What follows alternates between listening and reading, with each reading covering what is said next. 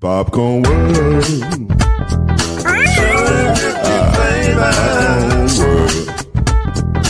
Popcorn World. Yeah.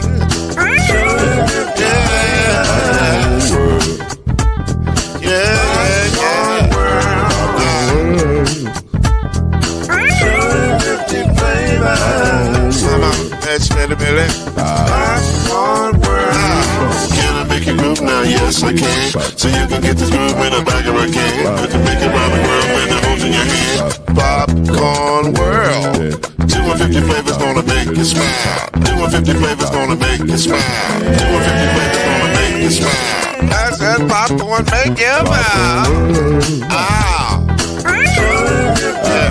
Popcorn World. Popcorn World. Popcorn World. It's a popcorn world. It's a popcorn world.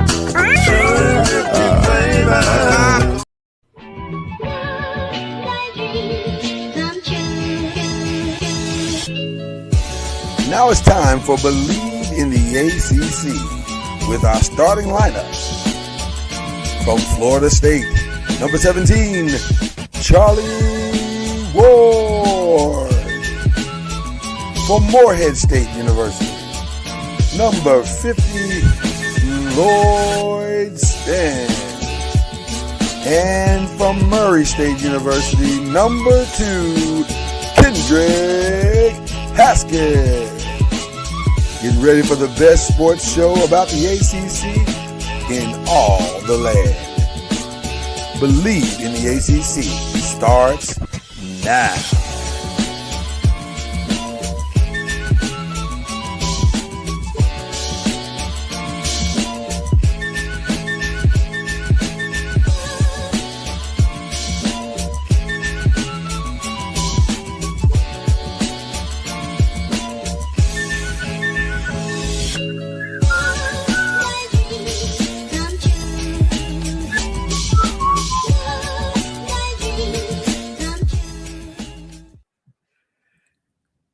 In all the land. That's what the guy said. I don't know if you heard him, but that's what he was saying. In all the land. So I'm glad he said it, personally. I agree with him.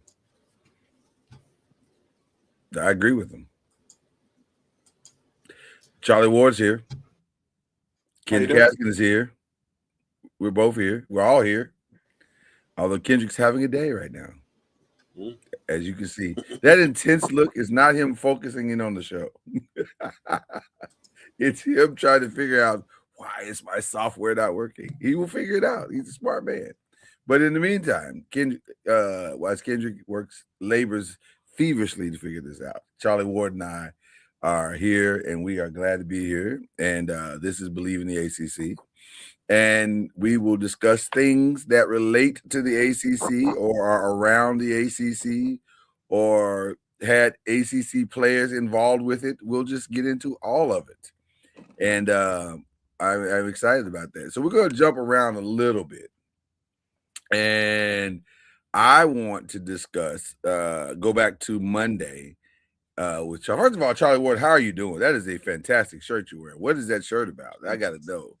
What's going on with this shirt, brother? You all know, y'all remember the show Family Matters? I do, because it's a rare condition in this day and age to be reading the good news on the newspaper page. Yeah. So today is our Family Matters Day of Giving. Yeah. So we have it's actually 2 days, but is 1,887 minutes of giving. Wow. Towards our school programs, athletic programs, school programs, or programs. And so it's a 2-day deal. Started this morning at 9 a.m. Eastern time. Okay. Go until 4 p.m. Tomorrow afternoon. So it's like a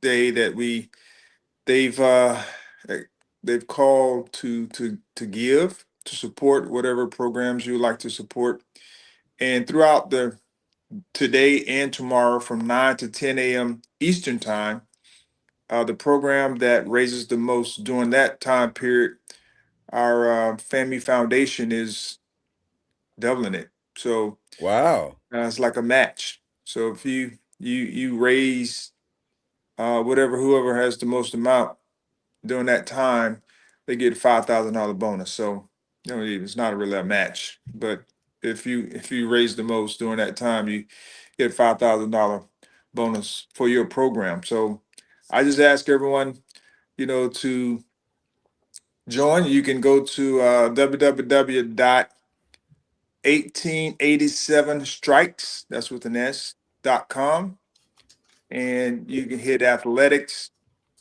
and go to men's basketball, and there'll be the giving. So okay, now I want to make sure it's 1887strikes.com. Correct. And you have to hit men's basketball because Right. men's basketball is trying to win. Correct. And that's between 9 and 10 today, if you're able to do it. But we accept donations throughout the day and beyond.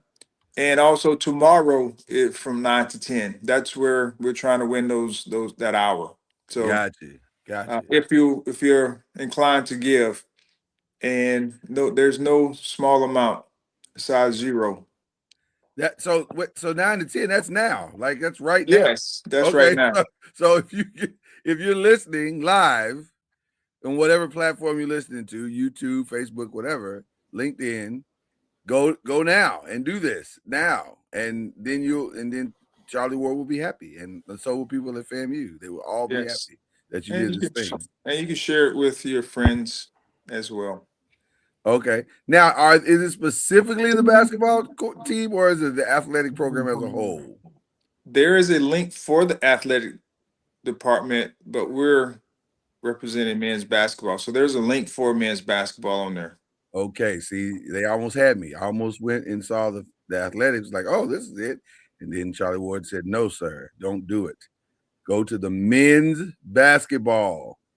You did kind of say that off the top. You did, but once you go on, you hit athletics, then you have to, go and not search, but scroll down. no, it's kind of a search, Charlie. And be honest with you, it is kind of a search. I'm not even gonna joke with you on that part. I may have to use the link that you sent me and said I have a link. I may have to use the actual link, but there's kind of a search, but it doesn't matter. Whatever, the money's going to a wonderful cause. Help FAMU. Somebody made this mistake in the conversation with me the other day. They were like, well, HBCUs are getting a lot of money. I said, I don't know what HBCU this is that you're talking about, because the ones that I'm familiar with, they are not getting a lot of money. They need money, and they need it all the time. So if you can help, please help. So the crazy part about that statement is, you think about the schools that's not HBCU. Mm-hmm. They have different types of fundraisers and people giving. And I say different, but they have very similar, because FSU has a day of giving as well, that they promote throughout their organizations. And so it's really no different. And even though those schools get resources from other places, Right. they're always not geared towards certain areas. So it's just, people want to give, and there's a lot of great causes out there. It's just a matter of where you want to give to and who you want to give to. Sweet. All right. Well, listen, go do it. That's all I can tell you. Just do it. It's a good cause. It's a good school. Charlie's a good guy doing good things. Well, I appreciate it. 1887strikes.com. Just go handle that and stop beating around the bush and do it now, because it helps. Every little bit helps. All right. Kendrick, what's going on, brother? Oh man, it's making things work. I think had to switch computers, and we get into the show, and then my mic was muted, and StreamYard's like, "Oh, my bad." So it took me out and brought me back in. So we're here. Well, listen, in the words of the illustrious prophetic, and I still can't hear myself in my headphones now. Well, listen, in the words of the prophetic, salt and pepper, your mic sounds nice. Check one. So there you go. We're gonna power through this because that's what we do here. Despite challenges that may occur, we power through and make it work. So we're gonna make it work this morning. And we're gonna start at. I was gonna start with the portal because the portal is going crazy right now. Like I wasn't expecting. I had to text Kendrick, Charlie, and ask, had Jeff Waltz and Pat Kelsey been threatened by their job? Like, so did somebody tell them, do have a great portal or else? And because they're going crazy in the portal right now, and both teams are putting together the type of squads that can really compete at a high level. Like they should be able to compete at a high level on both sides. So, Kendrick, tell the peoples what went down so far this week. Well, we can talk about the comings and goings. Kenai Roots, he will be a junior this coming year. He left Louisville, is going to Oklahoma. Right. Sananda Fruz signed with Marquette yesterday. Let me think. Which those are losses, but they're not like stunning losses. No, they're not. My guy Zugris is into the transfer portal, hadn't gone anywhere yet.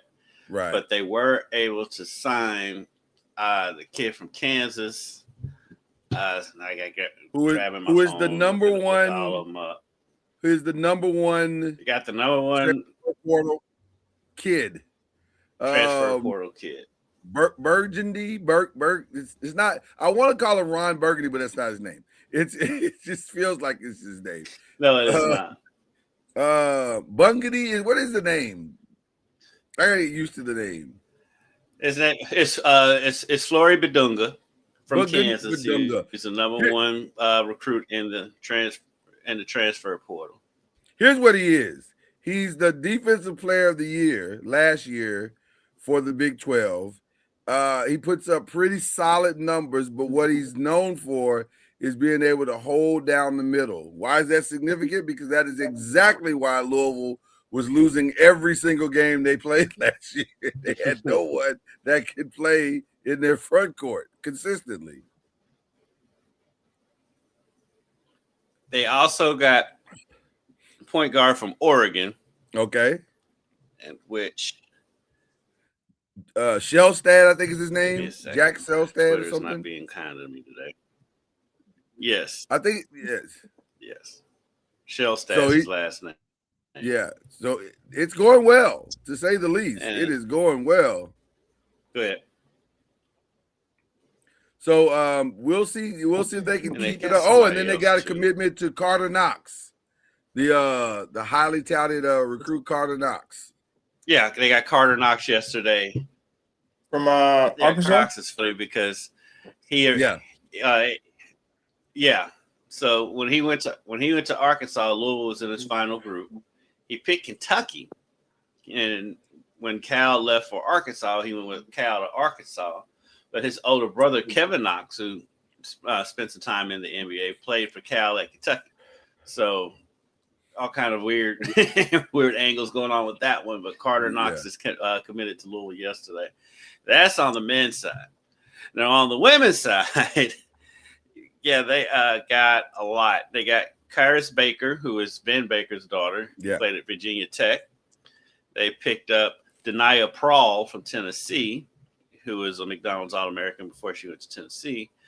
And they got Zamaria Jones, who's the big get from NC State. I'm trying to understand how the coach at Tennessee, University of Tennessee women, still has her job. Like she lost her in an unprecedented fashion.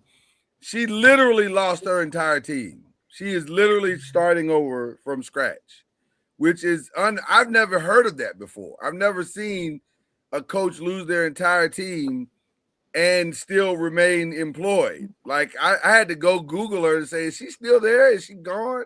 How's this happening? And she's still, as of today, she's still there. Now I don't know what their plan is, because you would think if a whole team decided to leave, that's a clear indication that there may be a disconnect with the administration. I heard Holly Rowe say something about it's the AD. It's more the AD than it is the coach, which I guess, but most kids don't even know they barely know who the AD is. So it feels like it's the coach. Like it feels like Now they know who the AD is on campus.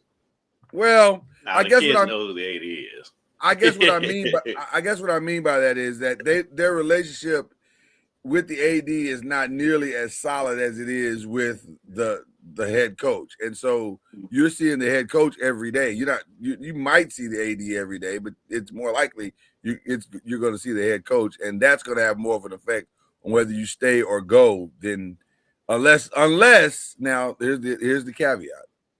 Unless in this new IL generation promises were made and then promises were unkept. Then you absolutely know who the AD is. So I'm wondering if it's a little bit of that. But it's a fascinating situation. I'll tell you that, Charlie. I'm you're not. She had a tweet. Yeah, she had a tweet about the AD Danny White that she took down. Okay. Now I'm looking into it. The head coach had this? No, Holly Rowe had this about. Oh, Holly Rowe had it. Yes. Yeah, I mean, it's some of it's kind of, you never know, but because there are a lot of programs, including ours, that has, lost quite a few players, some to graduation, some to transfer portal. So, and everyone that graduated, during our exit meetings, and we asked them to be as honest as possible. They had a great experience. That's great. You know, and this is one of the best years, just on not just on the floor, but just getting opportunities, chemistry. We we treated them, all those things. They enjoyed the year, and then the guys who got in the portal wanted, try to look for better opportunities. Yeah. So that because some of them didn't play, or some of them were told that this is the situation moving forward for next year, which they had a choice on whether they wanted to stay or not. So they chose to move on, or at least put the name in the portal. Right. So I think some of that is player led. Some could be coach encouraged in some form for them to make choices. That does happen. So it's not all on just the coach, or the player. It can be a combination of both. Charlie, what is typically your philosophy, your transfer portal philosophy personally? Do you want kids to explore their options? Would you love for them to just, let's stick it out, build something? Are you like old school in that manner, or a little maybe a combination of both? I mean, it really depends on the young man. Okay. And like, just those guys there's some guys who, we wanted back. One of the guys we wanted back, and he chose to move on, or at least put his name in the transfer portal. And there's some guys that needed to move on to get a fresh start. Okay. Because of their year that they had, or whatever the case may be. So you wouldn't like to have as many guys, especially you have guys coming back, and then a couple walk-ons as well, that are going to be moving on. So they had extra years. Most of our guys we had 2 freshmen. One of those were walk-ons that was coming back, and then the other guys are seniors. Will be seniors next year. Gotcha. Minus one of the other walk-ons who was a sophomore, and he's exploring other options. So it's kind of how you build your team. That year, if you have a lot of, guys who are juniors and seniors, you're gonna have a lot of people walking out the door. Right.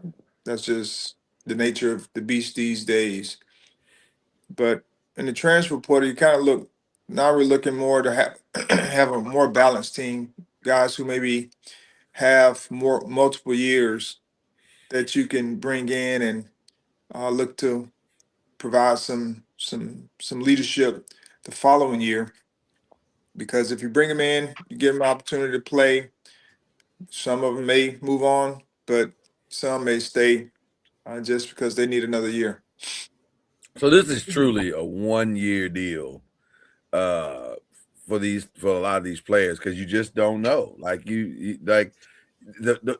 so your success could breed an exodus easily, as a lot of teams are seeing right now. A lot of teams are seeing exodus for various reasons. North Carolina lost. I think they lost a few, like 4 or 5 people, just on Mike Malone being hired. They were like, "Well, I'm not staying for that." And I'm sure that may not have been the only reason, but it could have been a factor because they just didn't want to play for Mike Malone. Who knows what all the reasons are? But that's or Mike Malone didn't want them, or Mike Malone didn't want them. To Charlie's point and your point, Kendrick, Mike Malone was like, this guy can't play. Let's get him out of here. So, and by the way, not an unrealistic response from a team that when it lost its best player in Caleb Wilson, they weren't able to do as much. Although they did steady the ship. They weren't like awful, but by North Carolina standards, I guess they didn't meet the standard of what people's expectations were. And the coaches want to bring in players that they know they want to bring in their own players. I mean, that's just kind of what happens with coaching changes. And it's kind of what happened with Caleb Glenn. He was told that, when Kelsey came into Louisville, that Kelsey told him that, I want to build with my own players, basically. Right. I appreciate you. Yeah. I appreciate you. But also keep it all the way real. They should have kept him. But mistakes can be made. Mistakes can be made. Just go to Louisville for a second, Kendrick. I noticed looking at the video of all 3 players, they have a common thread in my mind that they are very aggressive. They are attack type players. They are like we like to call them, dogs, if you will. That feels like a tremendous philosophy change, or at least it feels like he got some of the guys this time that he wasn't able to get the last times that he's had been looking for those players. Yeah, I don't think it was necessarily for a philosophy change. Yeah, I think it's just he was able to get them because if you're looking through the portal last year, I thought he should have kept his center that he had last year that went to Ole Miss. But I agree. But I think if you really look at it, there wasn't. There's more guards that felt like they were in the portal last year than it was bigs. I could be wrong just because of memory or whatever. But yeah. Getting Badunga is huge for them because it is because he's a shot blocker. He's a rim protector. He's a rebounder. Rim runner. He's physical. Yeah. He's gonna get it. Yeah, he's a rim runner. He's gonna get in there and score. And then adding Knox, he's a good complementary player for that. Yeah, he's not necessarily a 3-point shooter, but he can make the 3. But he's a physical slasher that's also really good on defense. Yeah, and Shellstead to be the delivery person, the point person, starts the offense. Now I would imagine you're gonna see them getting a lot of shooters.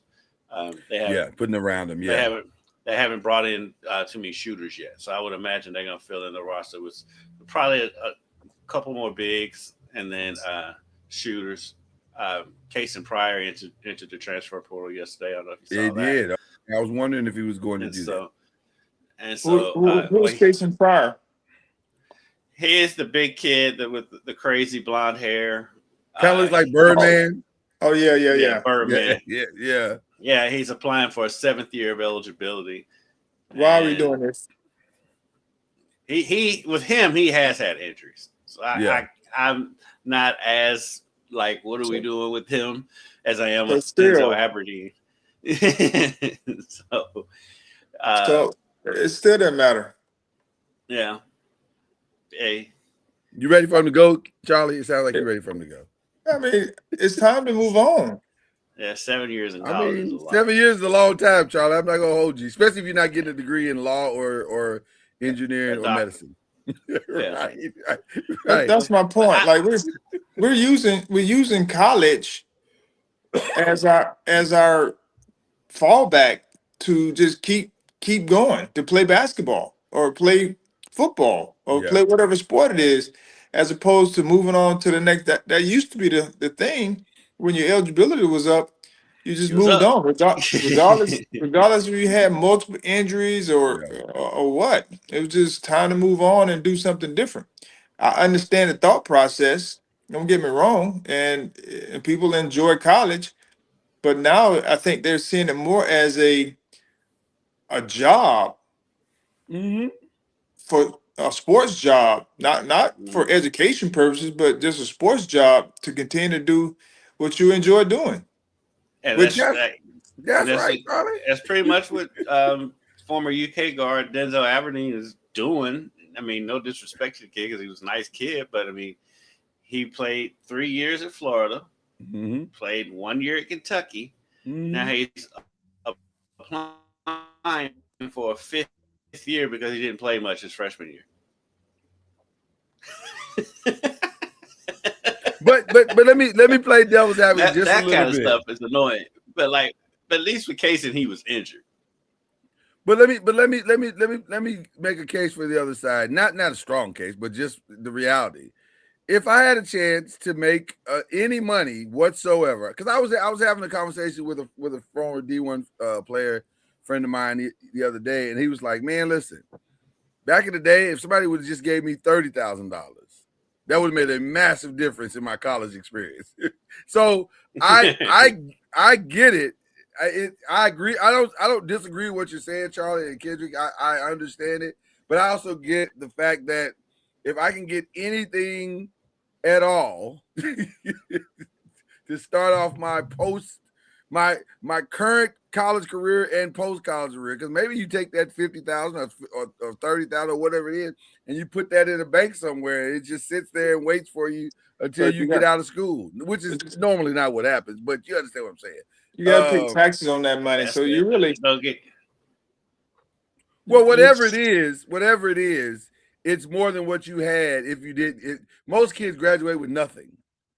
Like, let's be clear, they don't graduate other than the degree itself. You don't have any money.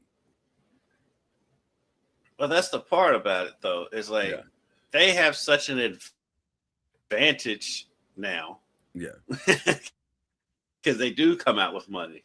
Yeah. I mean, when I graduated college, all I had was debt. All I had was debt. and these guys are making money.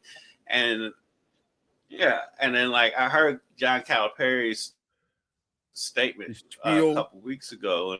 And like I usually go along with a lot of stuff that Cal says. He is correct on a lot of things. But he was like, you talk to kids and they go from making $140,000 or whatever they make it down to $70,000. I'm like, for one, where are you getting a $70,000 job straight out of college? Let me know where that is. Right. Two, okay, most of these kids coming out of college don't make that, aren't making it. They've got a nest egg right now, so I don't even want to hear that argument. Yeah, that's a terrible argument. That is a terrible argument. But that's the assumption, Kendrick, that they're coming out with a nest egg, and I'm just right. Interested well, they know. Should be coming out with this. Correct. Yes, because that is the assumption that people are coming out with a nest egg when we don't know if they're coming out with a nest egg or in debt. which should be the case if you're making any kind of resources. But I understand everyone has different situations that they're doing in need for, and so Mhm. I'm not against that part. It's just we're at a place now where people don't want to move on. No, they do not. And Right. I always talk about, we've also devalued, in a sense, the scholarship, because when I came out of college, I didn't have any debt at all. Yeah. So I wasn't paying back any loans or Mhm. anything like you just mentioned. And so that was very valuable for me. Now, what I've liked to been able to take advantage of the name, image, likeness, and those types of things for sure. Right. But without the scholarship, and then on top of the scholarship, we got some aid, that I saved a lot of my, bowl money, per diem, because when we went on these trips, they fed us and they gave us money. And so I'm like, why would I want to Mhm. spend the money that they gave me when they already feed me? Right. Um, Right. you know what I mean? Like Right. that was my, stipend or whatever the case may be. But of course, I would love to be able to support my family, traveling to the games, all that stuff that they're doing today would have been allowable, Yeah. to be able to support them so they wouldn't have debt. I was just blessed to be able to, help them afterwards in some form or fashion, because I made it professionally, but not everyone has that part. But to be able to have resources now to be able to support your family, and those things that you care about, foundation, whatever it may be, those are things that I wish I would have had. Yeah. Don't get me wrong. And I don't think I don't think any of us are saying we don't appreciate the circumstances by which some of these players are living and what they're utilizing the money for, and the reason why they're trying to stay the extra year, because it is a lump sum amount that they It can is a help good their amount of money to families be and making. huh. It is a good amount of money to be making. I'm not taking that 100%, from them, 100%. But but yeah, also to but Charlie's I'm point, like, yeah, at some point you gotta go home. You gotta go you home. gotta Like you can't go. stay here forever. Sometimes you, Yeah, you need to move on. You ain't gotta Yeah. go. yeah. You ain't gotta go home. We gotta get the hell out of here. This feels a lot like the lights are on at the end of the party and you're still there and we're cleaning up. Like it's like, sir, it's time. Yeah, and that Like song is closing time. right, it's closing time. It's for some of these But careers in college, it's closing time. Let's wrap this up.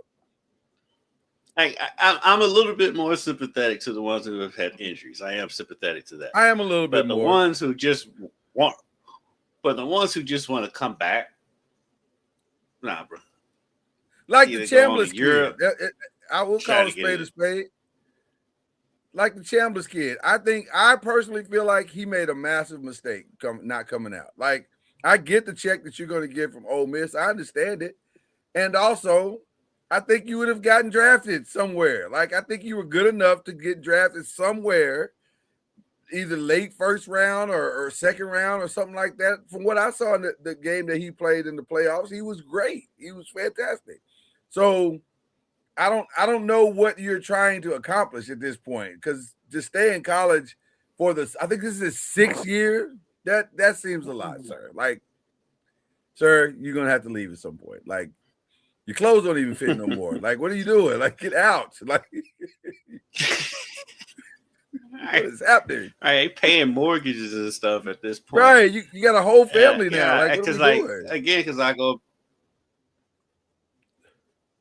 Well, I don't got families coming in, but but like I These said, days, the yeah. whole the people I feel sorry for the most in all of this are the high school players. Oh, they're getting killed. You've got these old 25-year-old men, yeah, that won't leave. taking up roster spots and scholarships because they won't leave. Yeah, they won't leave. These guys will not leave. I don't know if I mean, we need to go back to the 4 and 5, and maybe if you get a red shirt, you can get a 6. But that's it. I'm sorry if your Well, injuries, yeah. So if what your they get injuries ready, made you have to go to the other route. But Yeah. so what's getting ready to come down from government through its legislation is that 5-year window. So that seems to be trending where you have 5 years to play, and then the 6 year would be a special situation within within those 5 years. So no red shirts, or any of those types of things will be in effect, which to me is the right thing to do. So you're not having to. So when they're asking for a 5th year, that wouldn't be an issue. With this new ruling that they're looking to bring down, that gives you 5 years to play. That's plenty of time. You can, after that, you start transitioning to whatever it is that you need to do. Not trying to get a 6 year because you didn't play enough. Within those 5 years, if you had a major injury that cost you a certain amount of games, I would say that would probably be a waiver. Um, but the other thing is we can't be pulling a PJ Haggerty, 5-5. That to yeah, me, that's job hopping, like money hopping, or all those whatever hopping you want to call. 5-5. Whatever That that happens, hilarious. that's just uncalled for, unnecessary. Yeah. yeah, I wish they would go back to either sitting out or losing a year of eligibility for the transfers. Something. Because like these 'Cause kids playing, I'm like, what education are you getting? Because I'm like, for travel. the kids that don't make it professionally, that have done all this school hopping, what do you come out? What when you go to an employer or you filling out your resume? What are you putting on there? It's like what your degree is. My degree is transfer portal. Like I have a bachelor's. I have a bachelor's in transferable living. Like yeah, and then they're So gonna want 6 figures. right. And by the way, pay me 6 figures for that. I don't what so You watch me in the tournament. right. Did you not see I me in March? That was amazing. I really want somebody to get like a poll. I'm sure there's a poll or something out there Mhm. on what happened to the student athlete that within the transfer portal window. Mhm. What happened to them 5 years, 10 years after they finished college or their eligibility was exhausted? Well, ironically, we're not even in. We haven't even reached. We ain't been doing it long enough. where we can do that poll. So it's crazy how chaotic it is in such a short amount of time, but not unpredictable. This was very much predicted. Like we all knew. Hey man, so what are the rules again? There are no rules. Oh, this is gonna be bad. So we all I knew didn't that was coming. anticipate that. I didn't see, and I guess it's just me not paying attention. I guess I didn't see the guys coming back like, I want to play again. That's the part, right? Now I didn't see I want that to keep coming. playing. Why? Because I want to. Right. Right. We didn't see that coming. We did not see that. We didn't see squatters' rights, like, which is where we are now. Like, I love it here. I don't think I ever want to leave. I don't think that's how it's supposed to work. I don't. Like, what's that movie Van Wilder where the guy wouldn't graduate? Right. You're supposed to be 28 as a starter for Oregon. That's not how this is supposed to work. This is a little. Yeah. At least Chris Winkie went and did something else and came back. Right. That's all I'm saying. But also, should you have a whole family when you come back? I don't know. That feels weird. Like it feels like a disconnect of sorts. Fear of age. I mean, You listen. You can marry who you want when you want to marry them. I just feel like at some point, if you've stacked 2 and 3 kids, if you're in the drive line and then you go to practice, that feels like you've been there too long. It feels like you've been there entirely too long. Anyway, all right.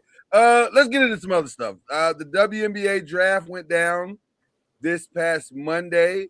Only one ACC team got a player in, and that's is it Taina? It's Taina Mayer, I think is her name. She went to the UNC. I thought she was second round. No, she went she went late first to Duke. I mean, she's not to Duke. Not to Duke. She's from Duke. She went late first to Seattle, is what I was trying to say. Which is interesting because Seattle had a point guard. They took a point guard in Flage. Was that the trade? Flage is not a point guard.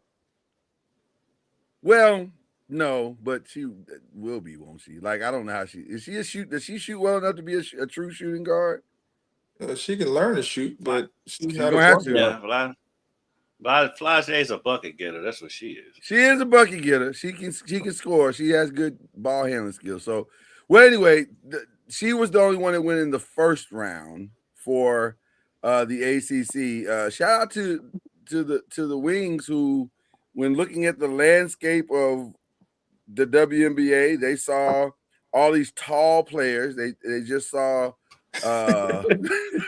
Lord, they got a whole front line in there. Who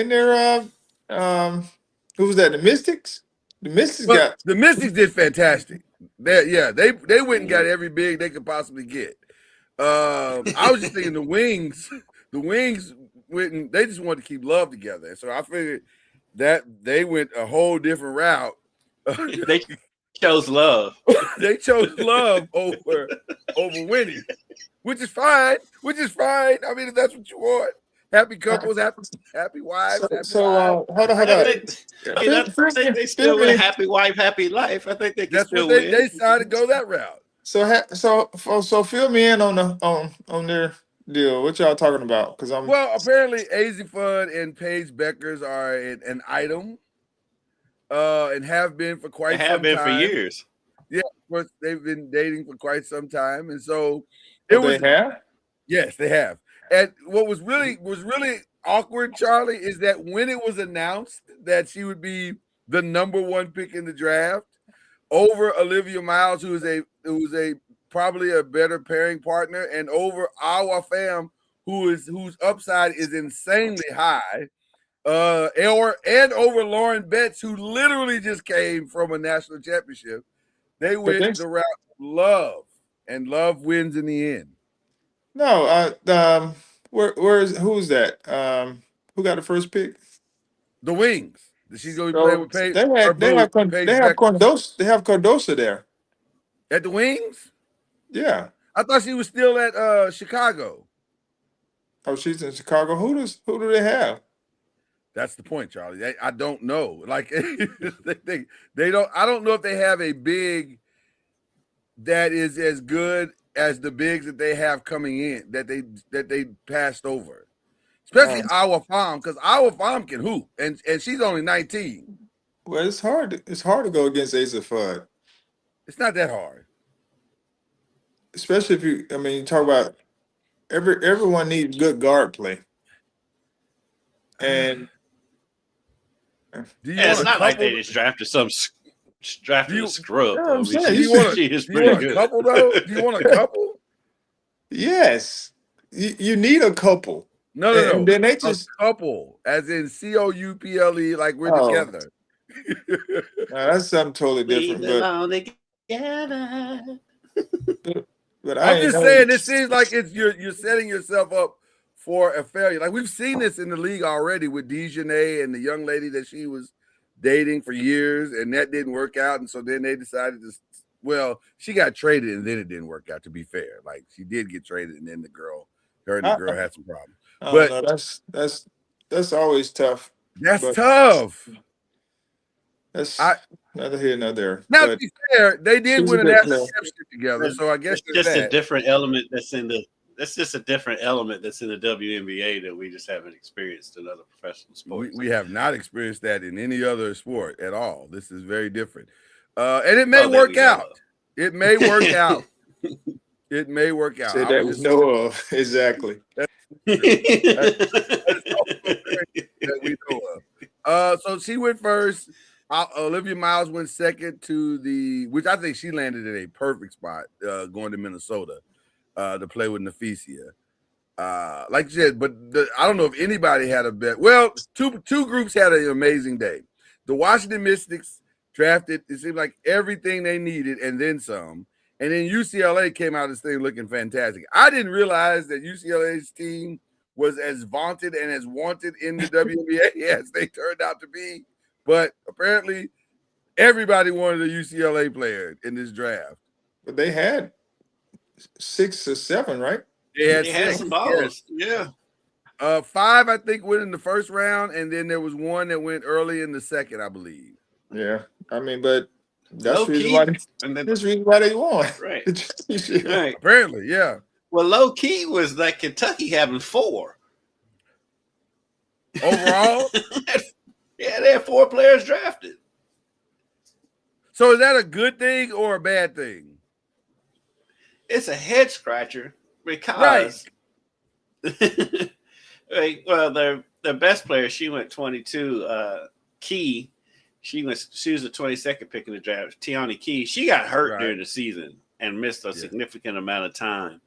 And so when before she got hurt, they were rolling, and then when she got hurt, that kind of threw them off, and then they kind of got their chemistry back. Then she got back, and they never could really find it again. But they had 4 players drafted, and Clara Strack still has another year at UK. And I'm like, okay, this team should have really been a lot better than what they you would were. think they'd have been better than that, yeah. There were a couple of head scratchers in this as well. To bring it back to Florida State for just a second, Tanaya Lotson went to the Sparks at 20, which, I guess I don't know. It feels like she's better than that, but I don't know. Like maybe she's not. I don't know. I'm sure she's as shocked as she was as I was when I saw her name go there. What do you mean? Think she's better than that? Well, I feel like when I look at where she got drafted, and then I look at, I don't watch as many West Coast games, but I look at her and I look at Kiki Rice, for example. I think she's as good as Kiki Rice, but Kiki went 6. No, and she went 20th. So no, I don't know. She's not as good as Kiki Rice. You don't think so? Okay. Kiki is different. Like she can handle the ball. She can run a team. She can shoot the 3. I do think Kiki she can finish around the basket. Tanaya is very sporadic when it comes to the 3-point shot. Mm-hmm. Streaky, yeah. She's a driver. She is who she is. She's gonna have to improve. Mid-range game and a lot of areas. So I wouldn't see her being a day one. I mean, none of them, day one. First round player, yeah. But at the end of the day, she's gonna have to improve, like all of them. But I think at this point, you would take Kiki because of her skill set and the things that she can do on both ends of the floor. She'll probably get an opportunity to play earlier. I also was a little surprised that Roy Harmon didn't go until the 3rd round.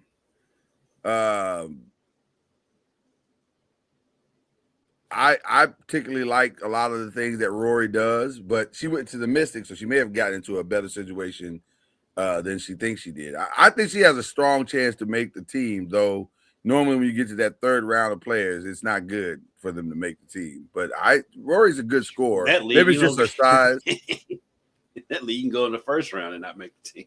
That's very true. That is very, very true. That is very, very true. So it was an interesting draft, to say the least. To say the least. But some notable names went later than you maybe expected them to go. And see, I'm trying to think of any other ACC. Ashlyn Jackson went to the Valkyries in the second round. I think Cassandra Prosper went to the Mystics from Notre Dame. I'm looking at anybody else here. That's pretty much it. It wasn't a lot of ACC drafted players. Yeah, that's it. I think that was it. So not the greatest day for the league, but we'll see how it goes. Speaking of ACC, did y'all see Instagram? Were you able to take a peek at Instagram? There was two people who were taking pictures together in Notre Dame jerseys. Hannah Hidalgo and Artie Cooks. They were dressed together, smiling. I did see that. There's Audie was in on a visit. You know how they take pictures of the uniforms. Sure. Oh, so she was on a visit. She was definitely on a visit, and by the smiles, they was having a good time. Well, why wouldn't you want to play? I mean, why wouldn't you want to play with someone like Hidalgo? Seems like a very natural fit. Yeah, Yeah. like a very natural fit for those two. So that'll be interesting to see what her decision was. I don't think Notre Dame was that strongly on anybody's radar when her portal opening took place. That wasn't one of the names that I heard. More of the names that I heard were like USC and some of the more traditional names. UConn, obviously. Yeah. But Notre Dame, to me, is actually maybe the perfect fit because it gives them the 1-2 punch that they've so desperately needed, probably for the entirety of Hannah Hidalgo's college career in Notre Dame. So it'll be interesting to see what they do, and if Niall will be able to hold on to Audie in the recruiting situation. But also, Audie's probably going to get a significant NIL check. So she's built up a pretty good name for herself in women's college sports. So she may hold out for the bag. We'll see. And this is her 5th year, I think, right? 4th or 5th year. So I think it's definitely her 4th year. I can't remember if it's her 5th. Is she a first round pick in the WNBA? Audie? Yeah. Yeah. That skill set and way she can score. Yeah. Okay. I think she's complicated. I mean, Audie Cooks from Iowa State. Well, soon she'll be somewhere else here soon, I'm sure. But I think she's a complicated player. Yeah, I think she's a first round talent, though. Okay. I really do. Do you have her slated for first round next year, Charlie? That'll be an interesting draft too, by the way, because that'll be Juju and Audie and Hannah Hidalgo. She'll probably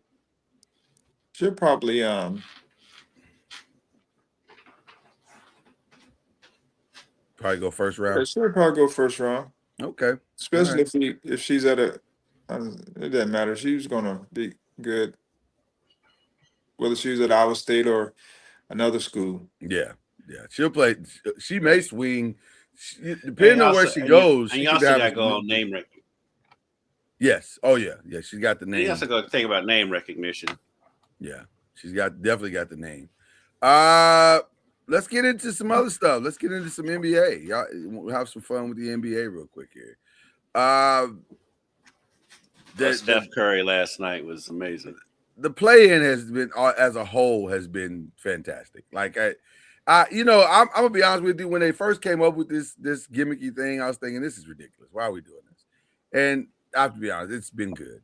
I have to give Adam Silver credit. It's been entertaining. It's still kind of goofy, but it is entertaining. Yeah, it has been entertaining. Al Horford out there last night. Old man Al Horford to go 4 for 4 for 3-point last night. It was a fun game to watch last night. I didn't think they were going to win that game at all. I was like, they're struggling. They can't even crack the code. But then the longer it went on, the championship medal of Golden State rose to the top. And even, I mean, all the way across the board, not just in Steph. And I know we're going to give Steph and Al from the offensive side all the credit, but man, those plays that Draymond made down the stretch, I was like, Jesus, the play inbound Draymond play made was, at the end. Yeah, it was On the inbounds play. And then just to lock Kawhi, who was scorching hot, he locked him down in the fourth quarter. I mean, that's now. Do I think any of they now they're not even in yet, so let's not get ahead of ourselves. They still have one more game to play against the Phoenix Suns, ironically.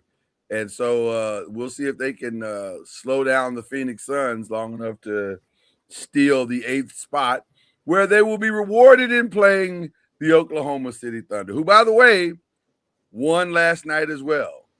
Because as the Clippers were eliminated, it guaranteed that they would be in the lottery, which allowed the Oklahoma City Thunder to get another draft pick from the Paul George trade that went down. How is Oklahoma City still doing this? I talked about that Luka trade. What OKC has done is grand. That one is as bad. That one is as bad, if not worse. Because they keep taking hits. The Clippers still can. And by the way, because I mean, they're set up for the future. By the way, Charlie, doesn't look like Kawhi's going to stay after this season. It's starting to look as though he may bolt. I was just about to ask that. Where do you think Kawhi ends up? Is he a free agent? He can opt out. Yeah, he can opt out. He can opt out.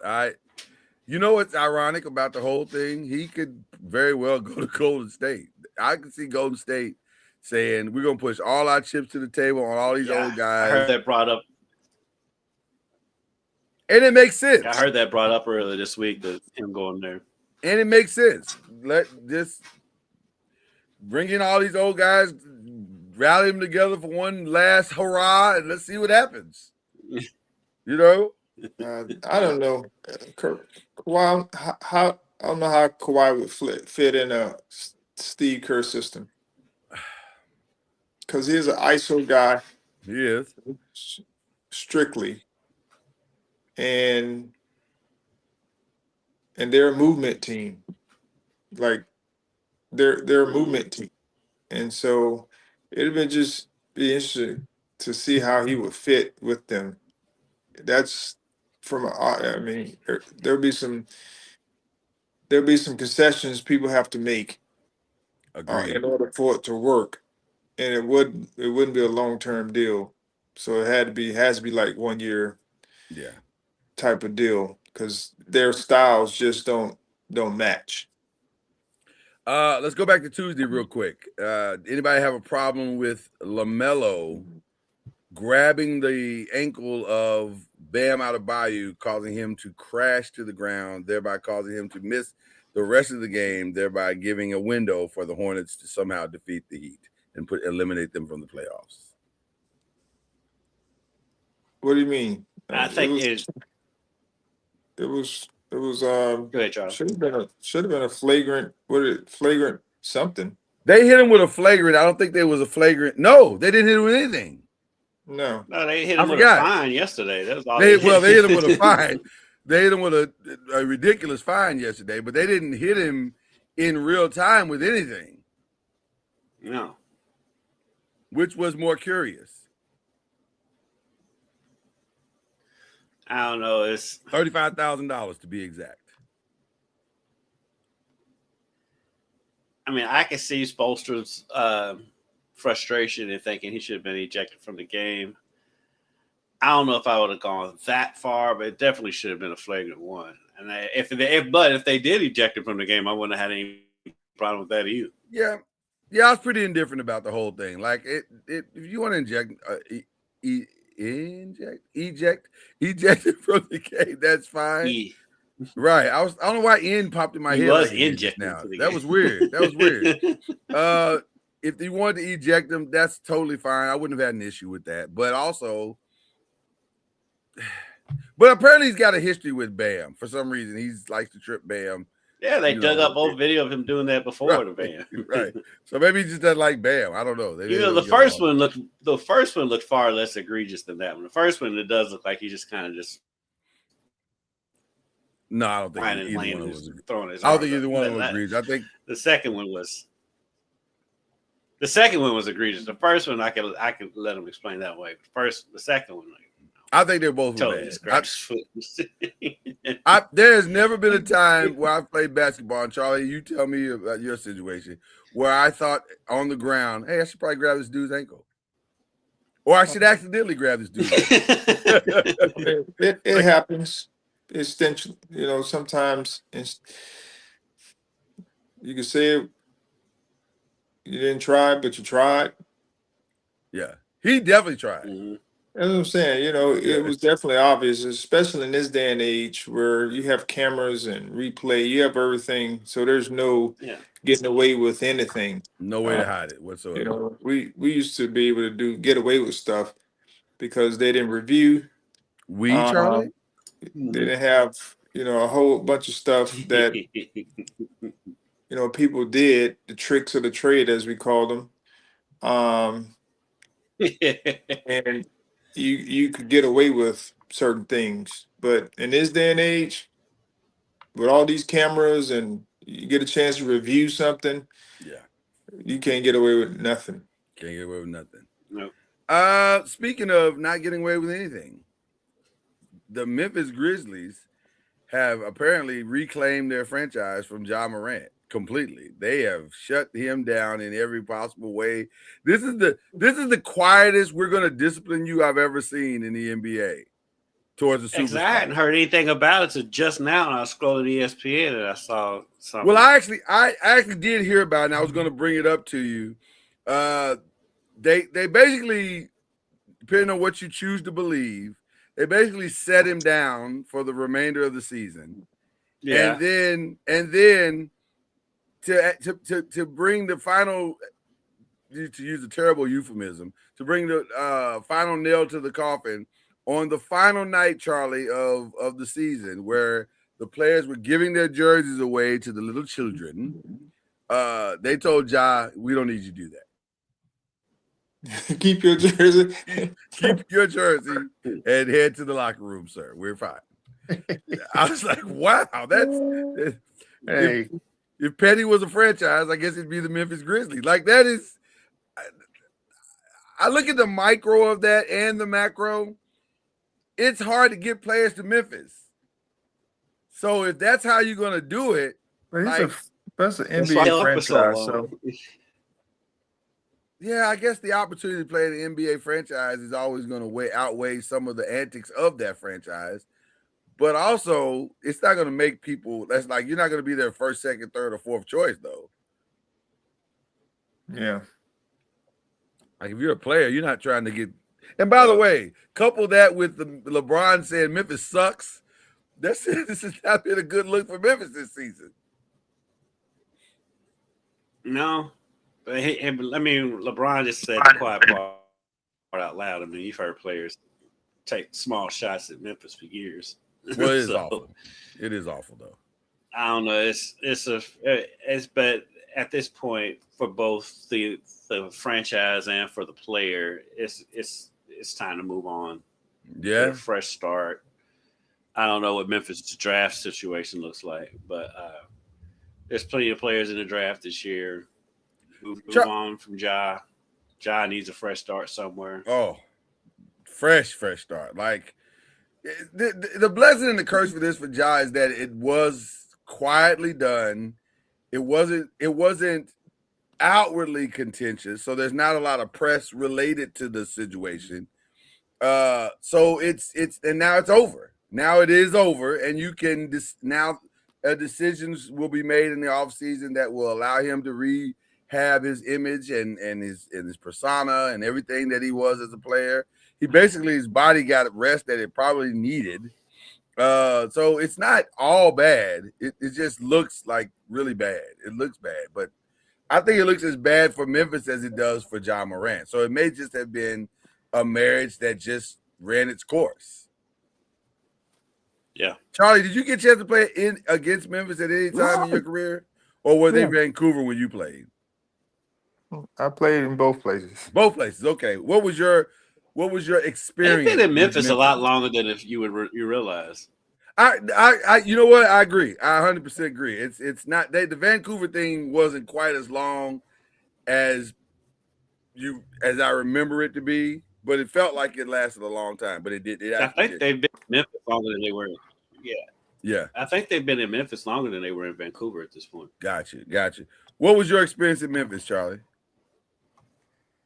I had a good experience. I mean, Memphis is Memphis. It's just another place. I got a chance to meet one of my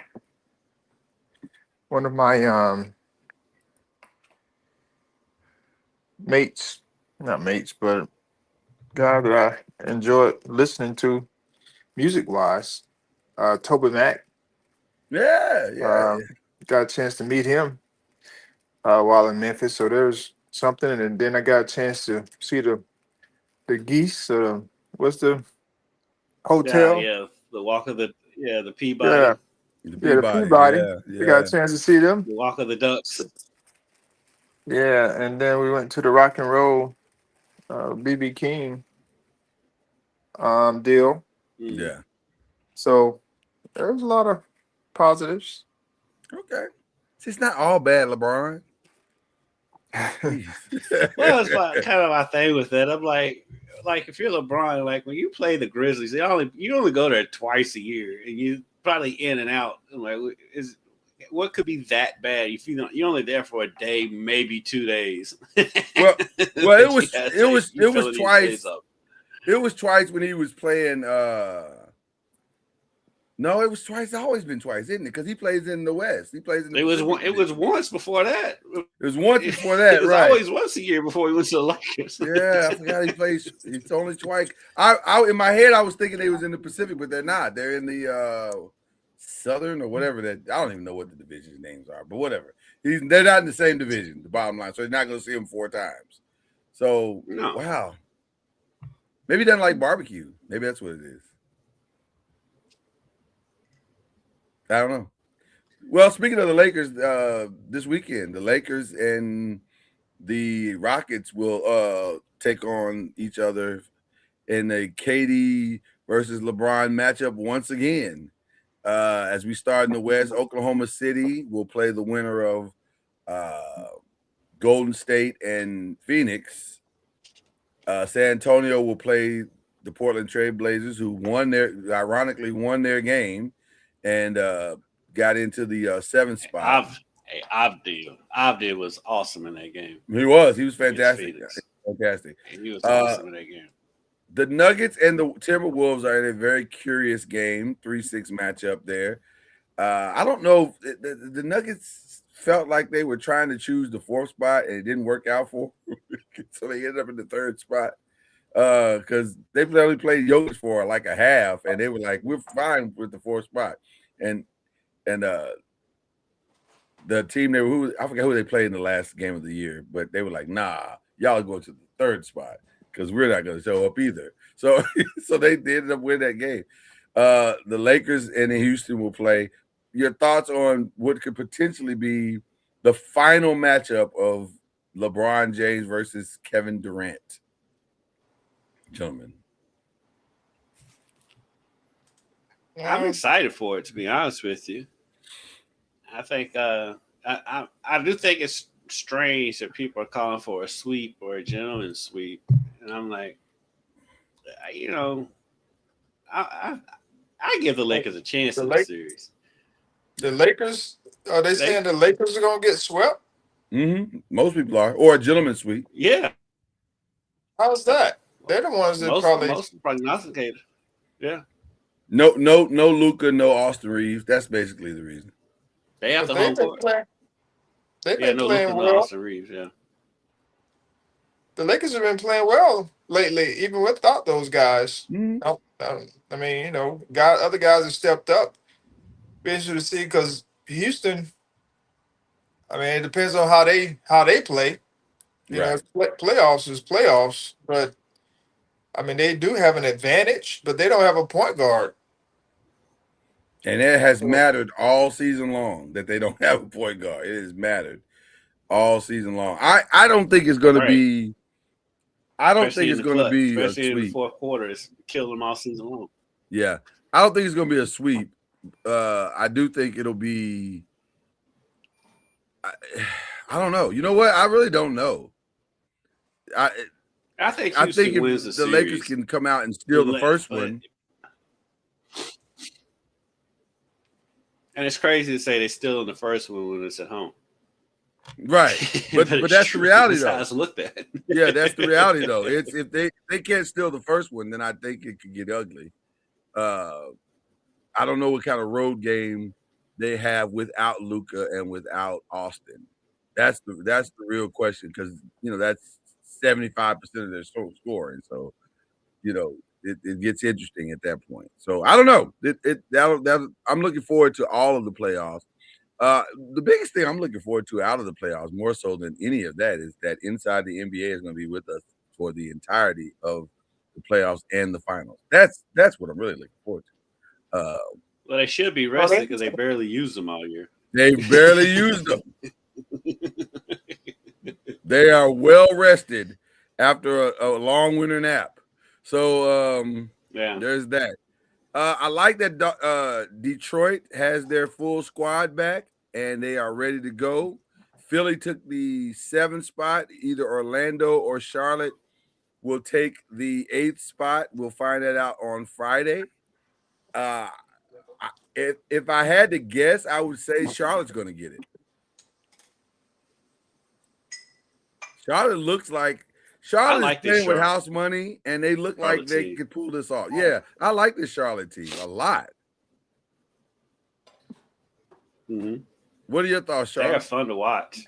And yeah, Charlotte is very interesting. You know, they had a pretty good run at it the other night. And so it'd be interesting to see how they can play, because Canupa didn't have a great game, and coach didn't put him in late in the game because of that. But that's expected.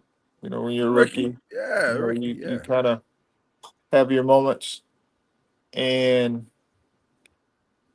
I think they have a solid team. I don't know how far they can go if they,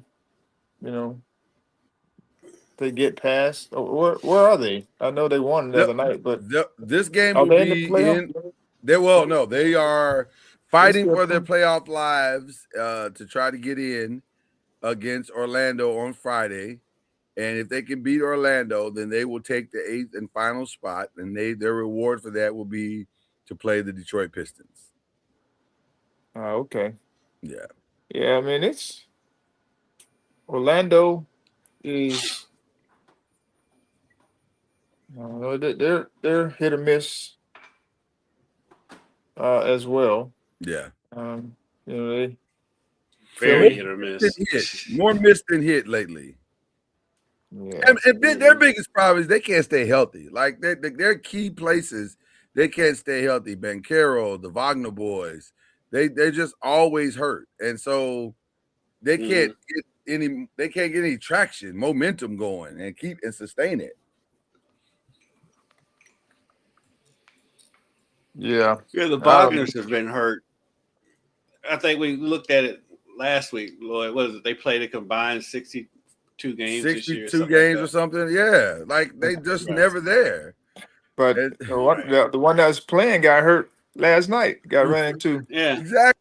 Yeah, you can't build like that. You can't. No. You got to be available, and they're never available. So that's their biggest issue. So we'll see what happens. If I was a betting man, which I am not, I would bet on the Charlotte Hornets to pull this off. I think they look hungrier. They look spry. They don't understand the circumstances at all, which a lot of times plays to your favor. So like What are we doing here? Are we playing basketball? Is that what we're doing?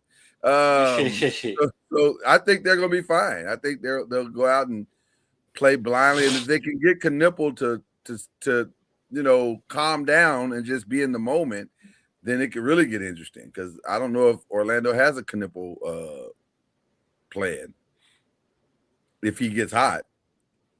Well, but he's been in such a shooting slump. Well, he's hit the rookie wall as you would expect.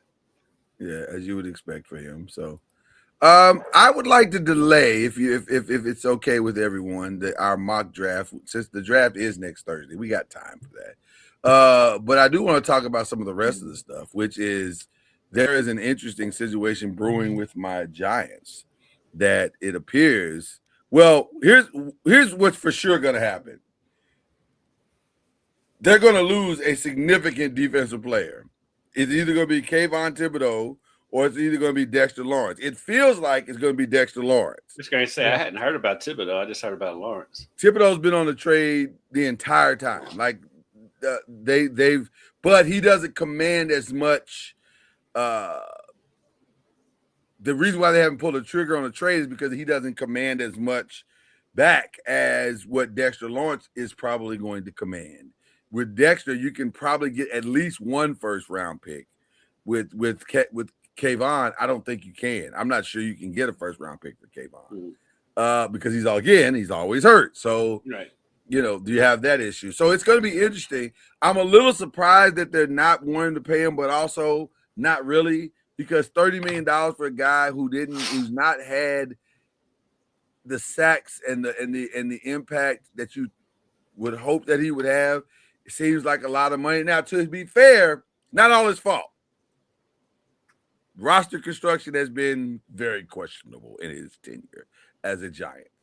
But last year, half a sack feels, like, do you give somebody $30 million for a half a sack? Yeah.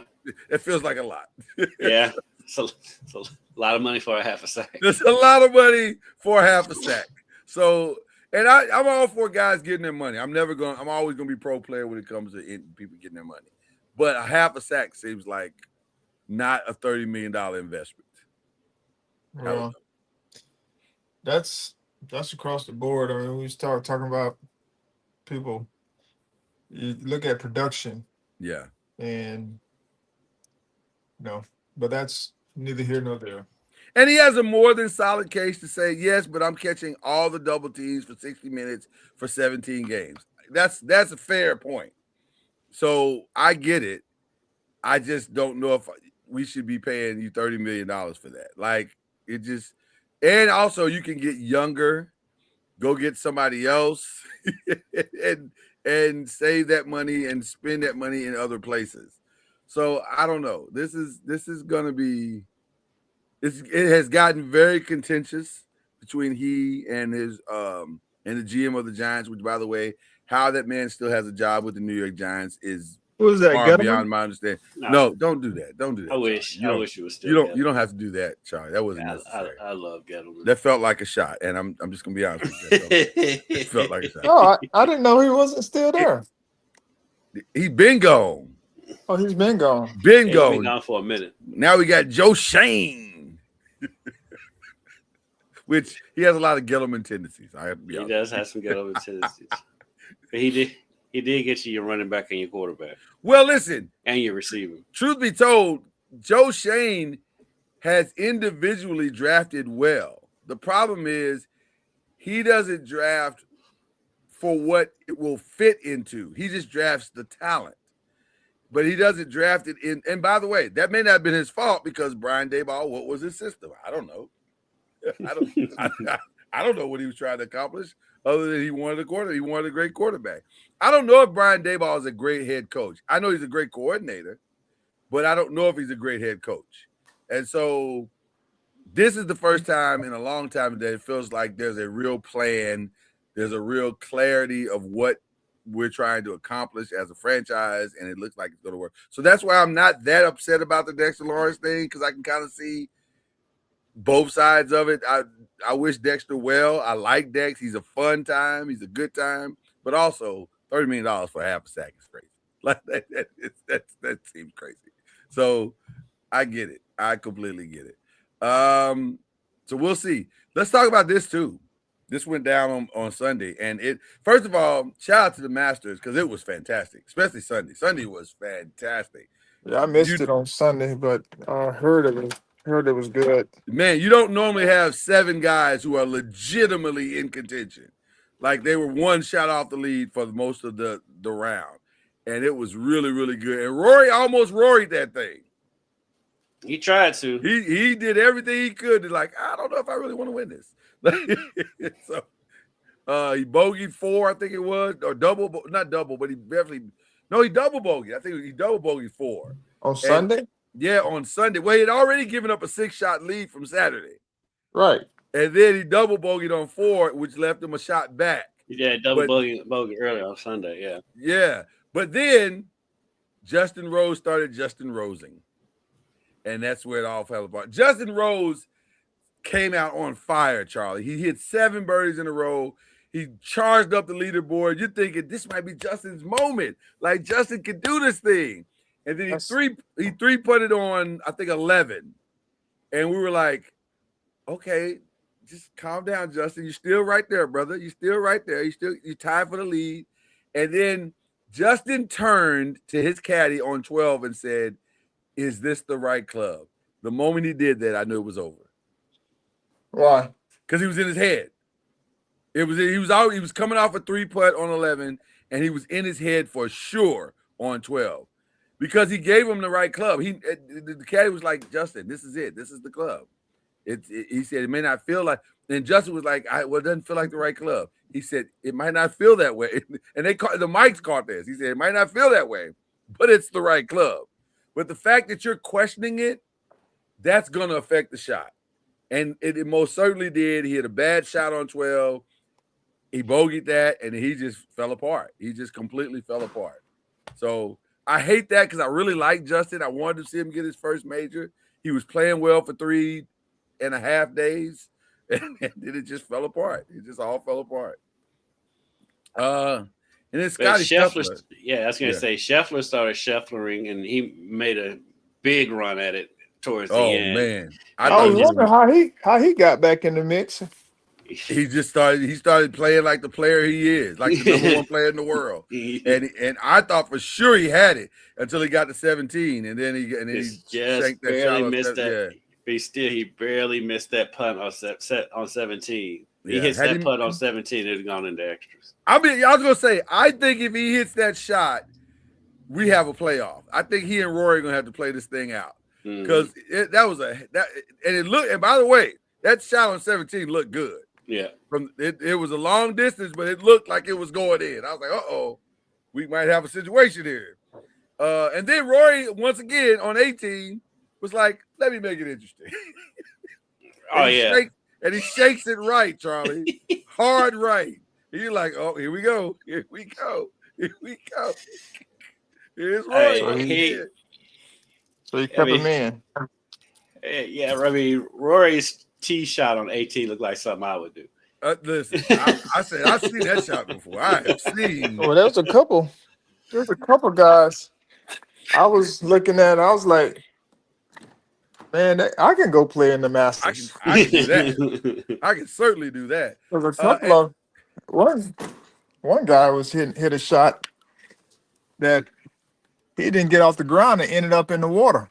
I do that all the time. Yeah, that's me. That's me. That's what I'm saying. On any then they were hooking shots all over the place into the woods, and I'm like, shoot, we can do this. It was fairly traumatizing for me because I was fairly significant. Well, that was definitely Rory's shot on 18. It went right into the woods, up through the trees. It looked like a trip from one of the characters of The Wizard of Oz. It was so bad of a shot.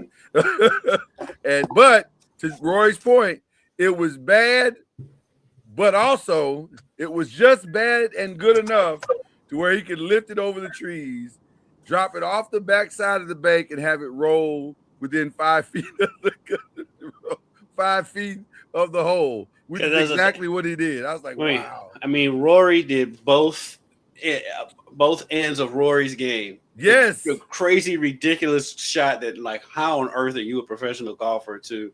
Oh, that's why. That's why. That's why. That's why you're one of the best in the world. That approach shot was like, man, you are so. If you could ever find, and by the way, he's never going to find consistency ever. It's never going to happen. That's part of the ride. Yeah, this is who he's going to be his fun. entire right. This is who's going to be his entire career. But it was such an amazing shot. You're just like, how did he hit that blind? Because he hit it over a set of trees and past the sand trap into the. I was like, dude. No, it went to the sand trap. No, it went to the sand trap because we couldn't fiend it. That's right. Yeah, because for the longest, CBS didn't know where the ball was. We didn't know where it was. And then he hit that second. He hit that third shot, and then he two-putted to end the. Once he finally got on the green, he two-putted. Which, by the way, that's why he needed that extra two-shot lead going into the final hole because that allowed him to win by one shot. So, Rory is Rory, but he's now a two-time Masters champion, and when you mention his name, you're gonna have to mention that as well.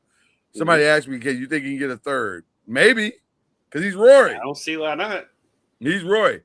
He maybe could do it. I don't know. It's not like because it's not like there's this young crop coming behind him. It's like it's his time right now. It's him, Scheffler.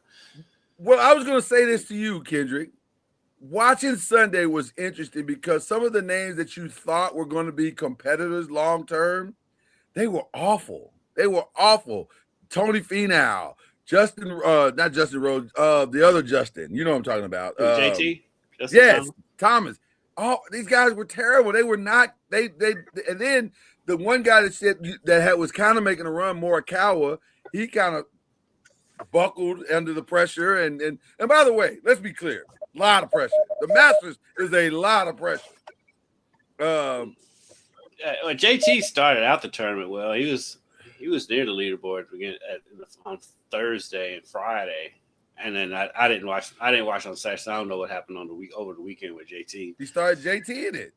JT is just like Rory. He's like when he's really good, he's really good, but when he's bad, he's awful. So any tournament that he plays in, any Masters major that he plays in, he's as likely to miss the cut as he is to win the darn thing. Like he's so up and down. By the way, the funniest thing for me was Sergio Garcia getting upset on Sunday and slamming his club down. I'm like, Sergio, I want to be very clear about the next thing that's about to come out of my mouth. You were never going to win this tournament. So I don't know why you do it. I don't know why Sergio's still a thing.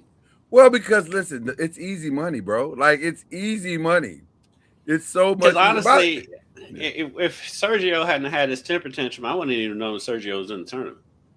Right, I didn't even really still playing. Like I was like Sergio Garcia still playing. Like, yeah, I heard that name in a minute. Yeah, it was. Did he go on the LIV tour? He should. I'm not sure if he did. I don't think he did, but he should. He should definitely do it. Because my guy was Brooks Koepka, and he hadn't been the same since he went on the LIV tour. Brooke was there too. I saw Brooke this weekend. I was like, Brooke is still out there too. Look at her. There's Brooke. Because Brooks not that old. It's just that he went on the LIV tour, so you hadn't heard from him. Right, he hadn't seen him in a while. Yeah. And so now I think he's back on the PGA tour this year. I wonder if he'll just like finally just come home and relax. Hopefully he gets his game back because I love that dude. I love Brooks. I'm a Brooks guy. Strong. He's so strong and powerful, and then he's hilarious when he's rolling. Yeah, I'm a Brooks guy. I would love to see Brooks Koepka get back on his game. Okay, so that went down this weekend. Definitely had to mention that. I hate to get into the controversial, but it's all over social media. It's the biggest story in sports right now, unfortunately. Your gentlemen, your thoughts on the resignation of Diana Rossini as it relates to her alleged affair with Mike Vrabel. Diana Rossini. Diana Rossini. Diana Rossini is a reporter who has been around a long time. She's been around a long time. The name sounds familiar. That's what I was asking. Yeah. She's been around a long time. I think she's pretty much covered everything. And I think she may have spent the majority of her time, especially these last 10 or 15 years in the NFL.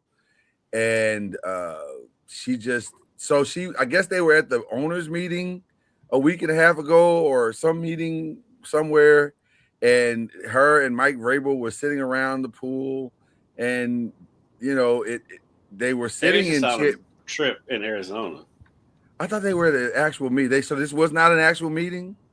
No, I've heard she was saying that she was on a girls' trip. That was her initial excuse. Oh, and he just happened to be there at the girls' trip. It Yeah. just happened to work out that he was there, and they were sitting by each other and holding hands and hugged up, and it looked bad.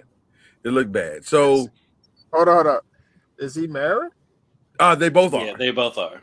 They both are, and not to each other. What are we doing? What are we doing? Well, I mean, Charlie, listen, so here's the irony of this situation, Charlie, is that they both issued statements denying any wrongdoing. But then the internet is undefeated. So all the receipts of her trashing her husband over the years on live TV and different TV shows, and the internet was like, we got those receipts. Diana, are you ready to hear them? And they pulled them all out. Yeah, she would make because I'm an avid listener to Levitar, and she was a regular on there. And yeah, she talked about her husband on there all the time.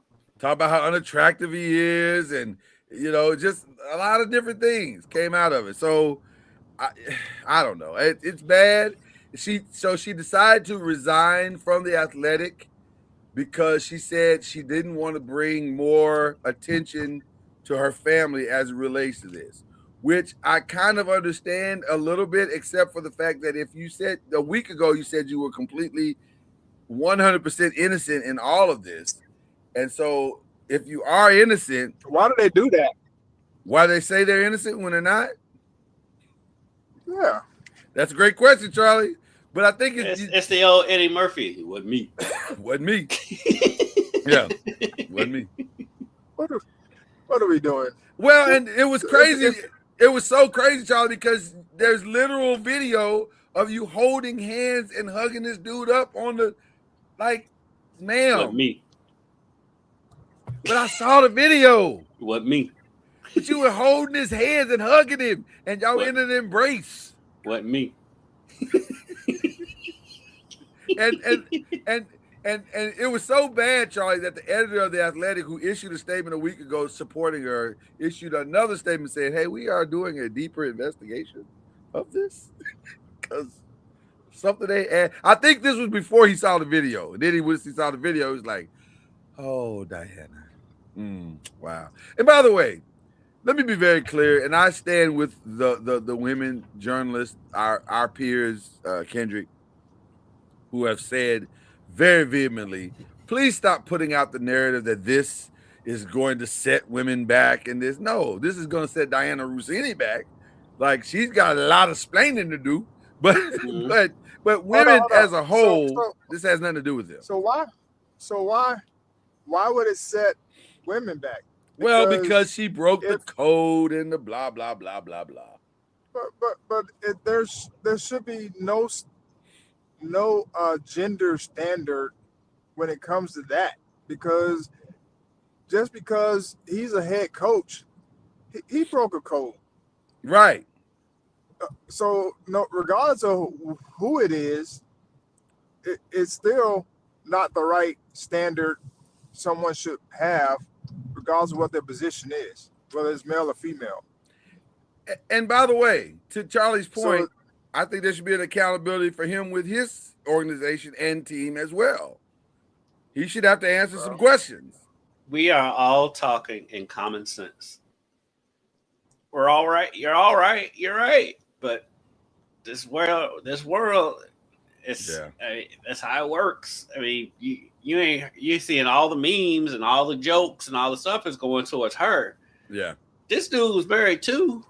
He's just as guilty as she is. Yeah.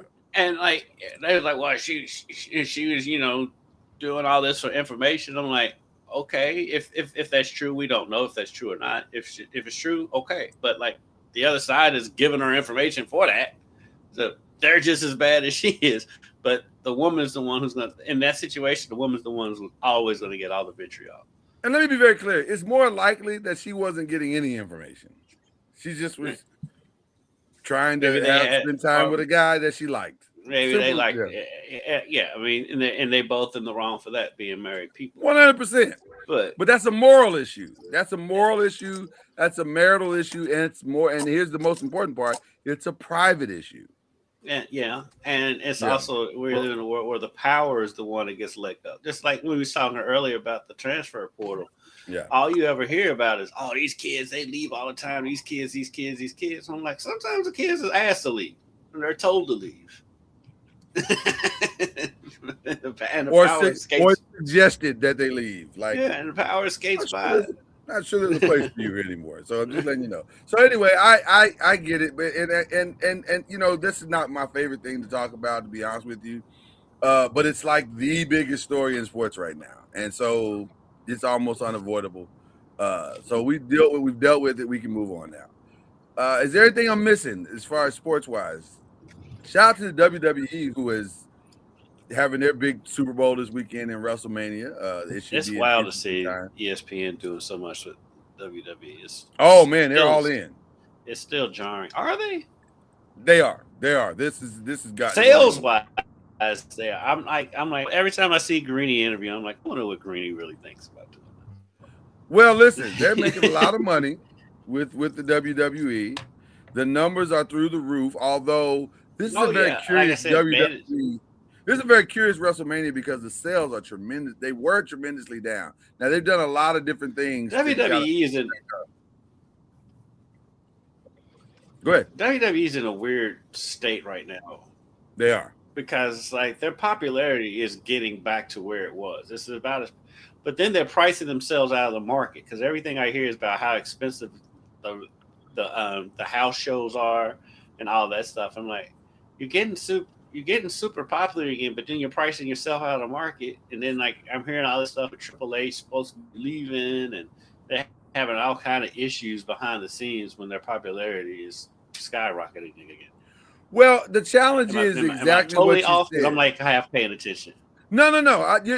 That's actually the real problem because the popularity is, I would argue that it's as high as it's been since the Hogan days. Like it's really, really high because they're selling out arenas, they're selling out football fields, they're doing a phenomenal job. And also, those tickets are too doggone high. Like nobody's great paid. And then the other thing about WrestleMania, it has typically become their fan base's vacation time. So the draw of it normally is that it goes from city to city, different places, and they can have a unique experience. Didn't they take it from another city and put it back in Vegas? Well, New Orleans, they ran into some complications with having it in New Orleans this year, and New Orleans was like, you know what? We sick of y'all. Y'all can go take your WrestleMania somewhere else. And so they went back to Vegas in a panic, thinking that wrestling fans wouldn't mind. They'd be like, they had a good time last year in Vegas, so let's do it again in Vegas this year. Well, wrestling fans are like, well, won't come Vegas. It's expensive in Vegas. Vegas is not cheap. And so they're now back in Vegas, and those sales are slow. They have been very, very slow. So much so that last week during the show, they announced in a promo a 25% discount on tickets for the whole weekend. I was like, wow, it must be really bad if y'all are announcing that the ticket sales are dropped 25%. And they're probably going to drop another 25% by tomorrow. Because real quick,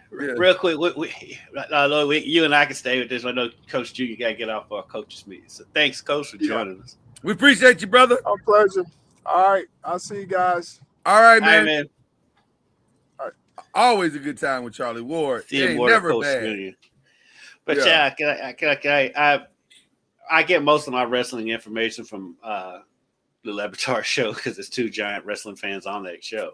Right. And so that's how I knew like I can, well, a blind man can see how popular it's gotten again. Yeah, it's insane. And Lincoln with ESPN has been like the greatest thing that ever happened to the sport. 100%. But I just keep hearing about how expensive it's got. I was going to say, and also, it's gotten so expensive. Here's how expensive it is. The whole WrestleMania thing being back in Vegas was a whole debacle. Yeah, it's been awful. Here's how expensive it is. They did a thing earlier this year in Abu Dhabi or Saudi Arabia. Saudi Arabia. And they expected 80,000 people to show up. And I think it was like 20 to 30,000. That's a huge miss. Mm-hmm. And it's even bigger than that when next year WrestleMania is supposed to be in Saudi Arabia for the first time ever. So you're 60,000 off from that's a big miss. That's a big miss. So it's they got some challenges going into this next year to figure out how to make this all work. And we'll see. We'll see if they can pull themselves out. And they've got political issues within the organization. Their leanings are very complicated to the masses. Yes. Yes. And which is that part of the reason why Triple H is out? So technically, yet he's not out. It's just all conjecture and rumor, but it's complicated because there is a weird relationship with the Saudi Arabian. There is a weird relationship with our current administration, and it is very, very complicated to the masses. I think they have grossly overestimated how many people are aligned with that viewpoint. Mm-hmm. And it's not as many. And I've heard the MMA is having the same issue. They are. The whole company is people are choosing to respond with their dollars, which is, by the way, if you're going to respond, that's the best way. That's the best way to respond. That's the best way to respond. Oh, you don't. Oh, that's who you support. Well, guess who we're not going to support. Right. That sends a very clear message. So, shout out to the Montgomery bus boycott. So there you go. It's complicated, but that nevertheless, WrestleMania will go down this weekend. It should be. There are some very interesting matches that should be taking place. And it's wild that like the early preliminaries are going to be on regular ESPN. Well, that's also controversial because two of the biggest matches and the most interesting matches are going to be for free on ESPN, which I'm sure makes the people who are paying like myself go, wait a minute, hold on. What? Why am I paying for ESPN? Why this app? Why? Right. Like, what are we doing? Like, I thought this was the reason why I paid for what I paid for this stuff. So again, they got some challenges to work through, and I'm sure they'll figure it out. But as of right now, they got some very serious challenges to work through. So there you go. And the crazy thing is the drama behind the scenes is probably more interesting than the drama that they create for WrestleMania. It's pretty good. It's pretty good. Well, listen, you knew there were problems when CM Punk last week during his promo on air said, because Pat McAfee has injected himself. That's where my inject is coming in. Injected himself into the match, the main event. And CM Punk called him Pat McAfee. And I was like, oh, man, that's oh boy. Oh boy. That's a little strong. And CM Punk has been very adamant about his viewpoints and his feelings toward the current administration. So him saying that his allegiances was not shocking, but him calling specifically Pat McAfee out in that way was like, exactly wrong. I mean, no. It's complicated. Leave it at It's complicated. It's very complicated. Leave it at that. Leave it at that. All right. So that's what's been going on as it relates to everything else. Also, did you finally see TOC? You still haven't seen it? No. I almost want to go ahead and spoil it because the statute of limitations truly is up. We're only days away from. I will sign right off this podcast if you do that. I can click this X real fast. This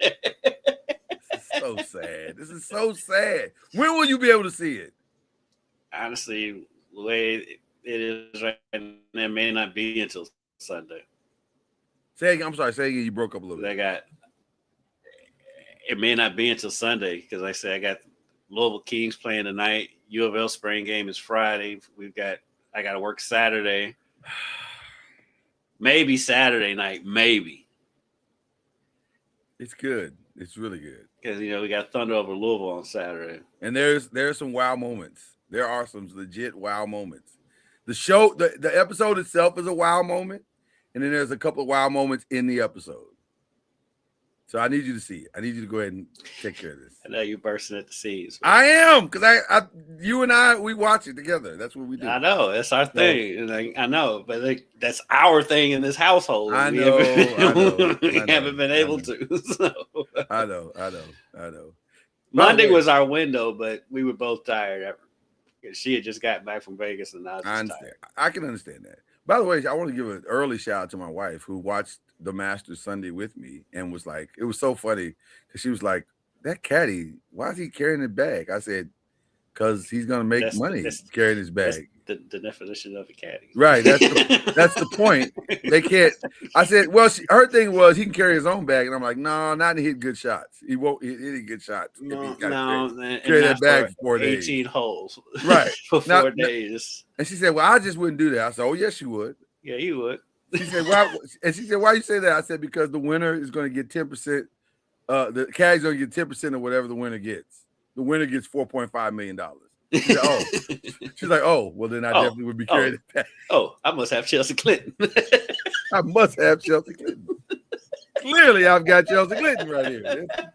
By the way, shout out to my kids, too, who watched Rush Hour for the first time this weekend. Oh, yeah? Loved it. Did they watch all of them or just the first one? We just watched the first one. We watched the first one. We got tested, guys. We floated the little bubble to see if they like it. They seem to like it. So we'll go on to see. I don't know if we're gonna watch 2. 2 I didn't like 2. 2 was weird to me. I get it. They all run together to me. Like I know the first one, but I know the first one like the back of my hand. Yeah, but after the first one, they all kind of melt together. Yeah, 2 was okay. 3 was really good. I thought so. I feel like the best line in 2 was the throwaway at the end of the movie when he said, he ain't gonna be in Rush Hour 3. Right. That was the best line. Because I still say that all the time. Yeah, he ain't gonna be in Rush Hour 3. But even though low key, the best Chris Tucker movie is Money Talks. Money Talk is outstanding. Money Talks is outstanding. I quote more lines from that movie on a daily basis. That is a good. I need 2 on the 5th. I need $200. That is a good time for sure. We were on Derby coverage one year. It was one of the races after the Derby, and one of the horses was a French horse. I said, he's from that French part of Comp. What's that you claiming? What's that you claiming? Yeah. Where your shirt at? Money Talks. If you have not seen it, you're missing out. You are missing out. That low key is the best Chris Tucker movie. It rivals Friday for sure. I think I like it better than Friday because for one, this is all Chris Tucker ad-lib. Oh, it's just Chris Tucker being Chris Tucker for an hour and a half, and he's all Chris and it's Tucker. Pete Chris Tucker. Before he found God or whatever he called himself doing. He found the Lord. Ain't nothing wrong with finding the Lord. No, but he changed. He changed. He's trying to get it back, but it's not. I do hate that he changed from doing Money Talks type stuff because that was funny. That had nothing to do with Jesus. But the thing was though, he didn't ever really cuss all that much anyway. And so I was like, why are we going? I was like, I get you love the Lord, but you still had you wasn't one of those that needed cuss words to get your point across anyway. So not he still really could have done stuff. Yeah, I don't know. Sometimes, and listen, it's your walk. You can walk your walk how you walk. It's your walk. Yeah, it's your path. I do think though that he could have, I do think part of it too. The part of the reason why the comeback hasn't been as good is because he's making so much money on Rush Hour still that like he doesn't have to put in the effort. He made. If the reports are correct, he made after the first one, he made $40 million on the next 2, and there's talk of a third or fourth. Crazy. There's talk of a fourth. So hey, I don't. If I could make, I heard Ludacris say this about the Fast and the Furious. They said somebody asked him, "Why you keep making these?" Because they make $1 billion every time we make it. No matter how stupid and outlandish they are. We went to space and ended up making another one. That's why we're making it. It's $1 billion. It's a guaranteed $1 billion every time we make it. Yeah. And plus, the other thing about Money Talks is, man, look, you're getting Charlie Sheen too. And Yeah. I don't care what his personal life is. Charlie Sheen is one of the best comedic actors we've ever seen, and him playing the straight man in the movie, he's outstanding. Kills it, knocks it out of the park. And so he's outstanding. It's just a good time. Money Talks is. Heather Locklear in there. I mean, that movie. Sammy Davis Jr. I got all the juniors. Sammy Davis Jr. Vic. I'm about to go back and find Money Talks today. He's the first. He's your last. He's your everything. I mean, I used to watch the opening scene of him driving, singing that song before class in college. Yeah. That's how old that movie is too, though. It's been around long. That movie came out like 96, I think. Yeah, right around there. 95, 96, somewhere. It was right after Friday. It wasn't that far after Friday. Yeah, I was going because I couldn't remember if it was before or after Friday. Yeah, it was after Friday. But he's just so good. He's so good. It was just, I love Money Talks. Low key, I was gonna watch that this weekend. I just, for some reason, I got sidetracked. I don't even know where to find it right now. Is it on HBO? I think it's on it's on Netflix. I know I saw it pop up not too long I've ago. seen it somewhere. I don't know where I saw it. Yeah. It may have been on YouTube. I got YouTube as well, and some stuff I can watch on YouTube. So I don't know. I saw it, and I'll probably watch it at some point this weekend. Yeah. So now that we've talked it back up, so there you go. I have not started The Boys yet. I've not either. Because I had started rewatching it from the beginning when I knew that this one was coming out. Yeah. But I quit, and I can't remember where I left off. And you know how it is when you're looking at Prime. If you've already watched all the episodes, it's not going to tell you that you started rewatching one. No. So I can't. No. I'm like, I don't really want to start all the way over. I'm caught up. I just can't wrap my mind around watching it yet. Like The Boys, you got to get ready for that. It's so much. And so my buddy, I'm not ready yet. My buddy Ian that I work with, he's already started it, and he said it's hilarious. He said it's been hilarious. So I'm sure it is. I'm sure it's crazy, and it's all the things that The Boys has always been. But I'm not ready yet. I may wait a few more weeks before I get into it. So the final of The Pit is tonight. That'll be. I'm not watching The Pit. Yeah, The Pit's an interesting time. It's a hardcore. It's the most hardcore medical show. Like, I thought Grey's Anatomy was hardcore until I saw The Pit, and I was like, oh, so there are levels to this. There are clearly levels to this. And The Pit has decided to go to the nth level. It's the hardcore. If you can't stomach that kind of stuff, I would not recommend The Pit to you. It's not, you're not gonna be able to. Same with The Boys. Oh, well, for different reasons though, because The Boys, it goes places that I did not know existed. I didn't think you could do that on TV. Like, there are certain things they do. You like, you can do that. Like, you can do anything. You can do anything if people are paying for it. And I think, and also, I think there's a lot of drugs involved in The Boys. Like, I feel like the only way you can write that kind of material is high, or like, you can't do it soberly. And high, and we ain't talking about weed. No. This is a different kind of high. It is. I would like to think that I live in a world where a sober mind would never come up with The Boys. Yeah, and then that's scarier. Involved in The Boys. Am I wrong? I think he may have been involved in a few episodes here and now. He's like an EP or something. He maybe, I don't know. So you're gonna make me look that up now. I'm curious. Well, you keep saying things while I look it up. And my new guilty pleasure, which is not a new guilty pleasure, but it's a revisited guilty pleasure, has been Bridgerton. Because I did watch the first season, and I just sitting there the other day, and I was scrolling through Netflix. I was like, let me see what the second season is about. And it's just as goofy as the first season. It's all goofy and predictable, but you still watch it. Listen, I'm so angry to this day. And by the way, it is Seth Rogen and Evan Goldberg, and so yeah, it's their whole team, which does explain for a lot of Explains things a that lot happen of it, because yes. Seth is a wild boy. Mhm. But yes, I'm so angry at my wife to this day about Bridgerton because I'm like 5 seasons in. They're already in 5 seasons. Yes, and I I've thought they watched just done every. 3. Hey, I've watched every single one, and the spinoff Charlotte, which may be the best of all of it. Charlotte is outstanding. I didn't know there was a spinoff till I was scrolling through and saw Yeah, the it's a Queen sitting one-off there. though. It's a one-off. It's like a limited series one-off kind of vibe. But it's Bridgerton is just it It's is a guilty without pleasure. question it's guilty pleasure, and it's really good. It's well written. Shout out to Shonda Rhimes. It's well written. So I got to give it credit. I hate that too because I should not like that show as much as I do, but I love it. I love it. Cannot wait till the next new season, which they've I already didn't started realize filming. they'd done 5. Wow. Yeah, it's about 5 seasons. They're deep in this thing. Well, it's a series. You know, it's a book series, so they've just been lifting out of the book and doing different stuff, and then she's putting her own spin on it. But it's been around a while. And then of course Hacks is back. I watched Hacks. Hacks is always a good time. I love Hacks. I love Hacks. I know I watched the first 2 seasons. Yeah. I don't think I've been back since the second season. I got to the Hacks party way late. So I was on it at the beginning. I wasn't. I got there. I kind of fell off.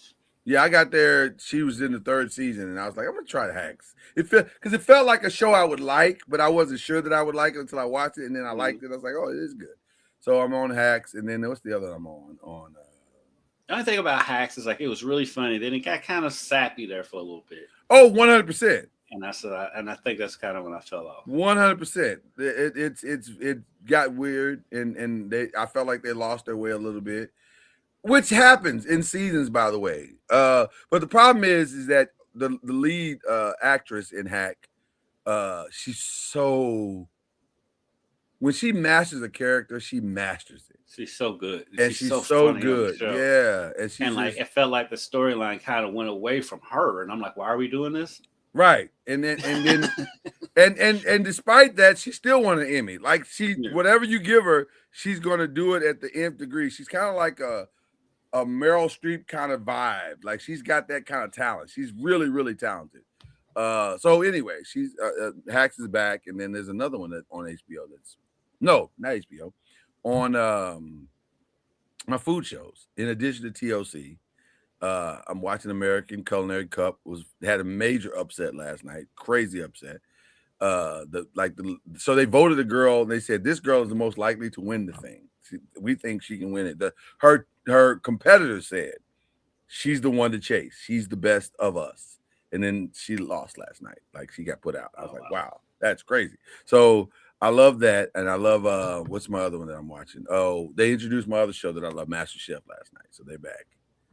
And they're doing a World Cup themed season this year. So they're taking 4 regions: Africa, the Americas, Asia Pacific, and Europe. So that's I've seen on TLC, and then TLC ends. We got what 2 more weeks on TLC? No, this is it. This is it. They're in the Final Four. This weekend is the Final Four. And then 24 starts. Yeah. Which is a wild ride. Yeah, it is. And it sounds like it's going to be even wilder. It sounds like they put some it sounds like they put some more twists in it. It's going to be even crazier. It was, which I'm saying, how much more can you twist this show? Because the first 2 seasons were insane. Like, I was late to the 24 party because she was watching it, and then I kind of was in and out on it, and then I got to watching it, and I was like, oh, this is crazy. To me, you would have to have a little bit of psycho in you to do 24 and 24 because it's stressful. That is a stressful show. Yeah. Because it's all in 24 hours. You're literally doing it in real time. I don't know why you would do that to yourself. Like, right.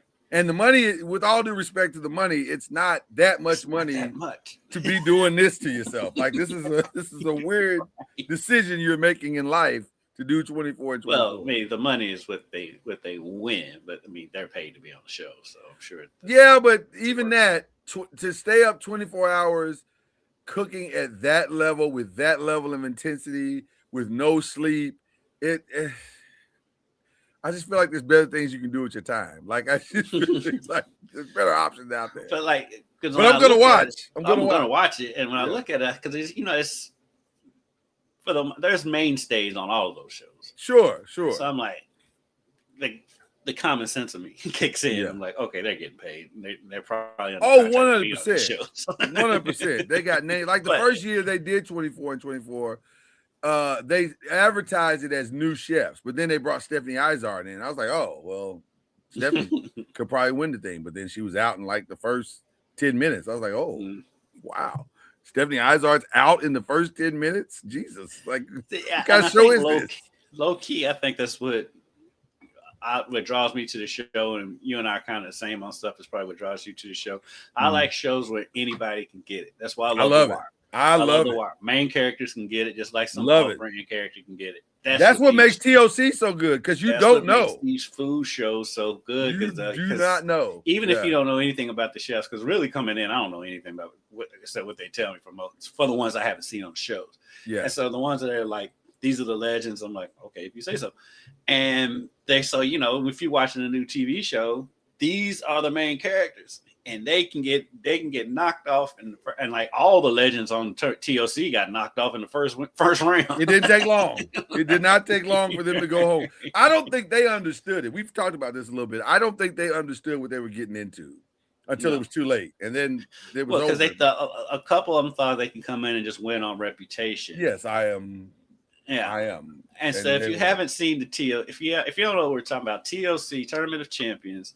They pair two chefs against each other, and they have this giant machine that they say is it's called the randomizer. I'm not sure how, but is it though? Really is. I mean, is it though? Nothing. Yeah. They spin them all at different times, but yet somehow they all end at the same. Whatever. Yeah. But the randomizer is like for example, you might have to make a steak with some kind of beet that you've never heard of, and you got to cook it a certain way, and then you have to have like an afternoon dinner or whatever, and you have to use some crazy thing, like they've had a blowtorch on there, yet you have to use a blowtorch, and it's like what, 4 categories, Lloyd, for everything? Wild card ingredient. It's you said protein, wild card ingredient, and then that fifth category varies. Like it could be wild card ingredient, could be audience, whatever. It could be a lot. Like there's times when they have food on there that the chefs have never even heard of.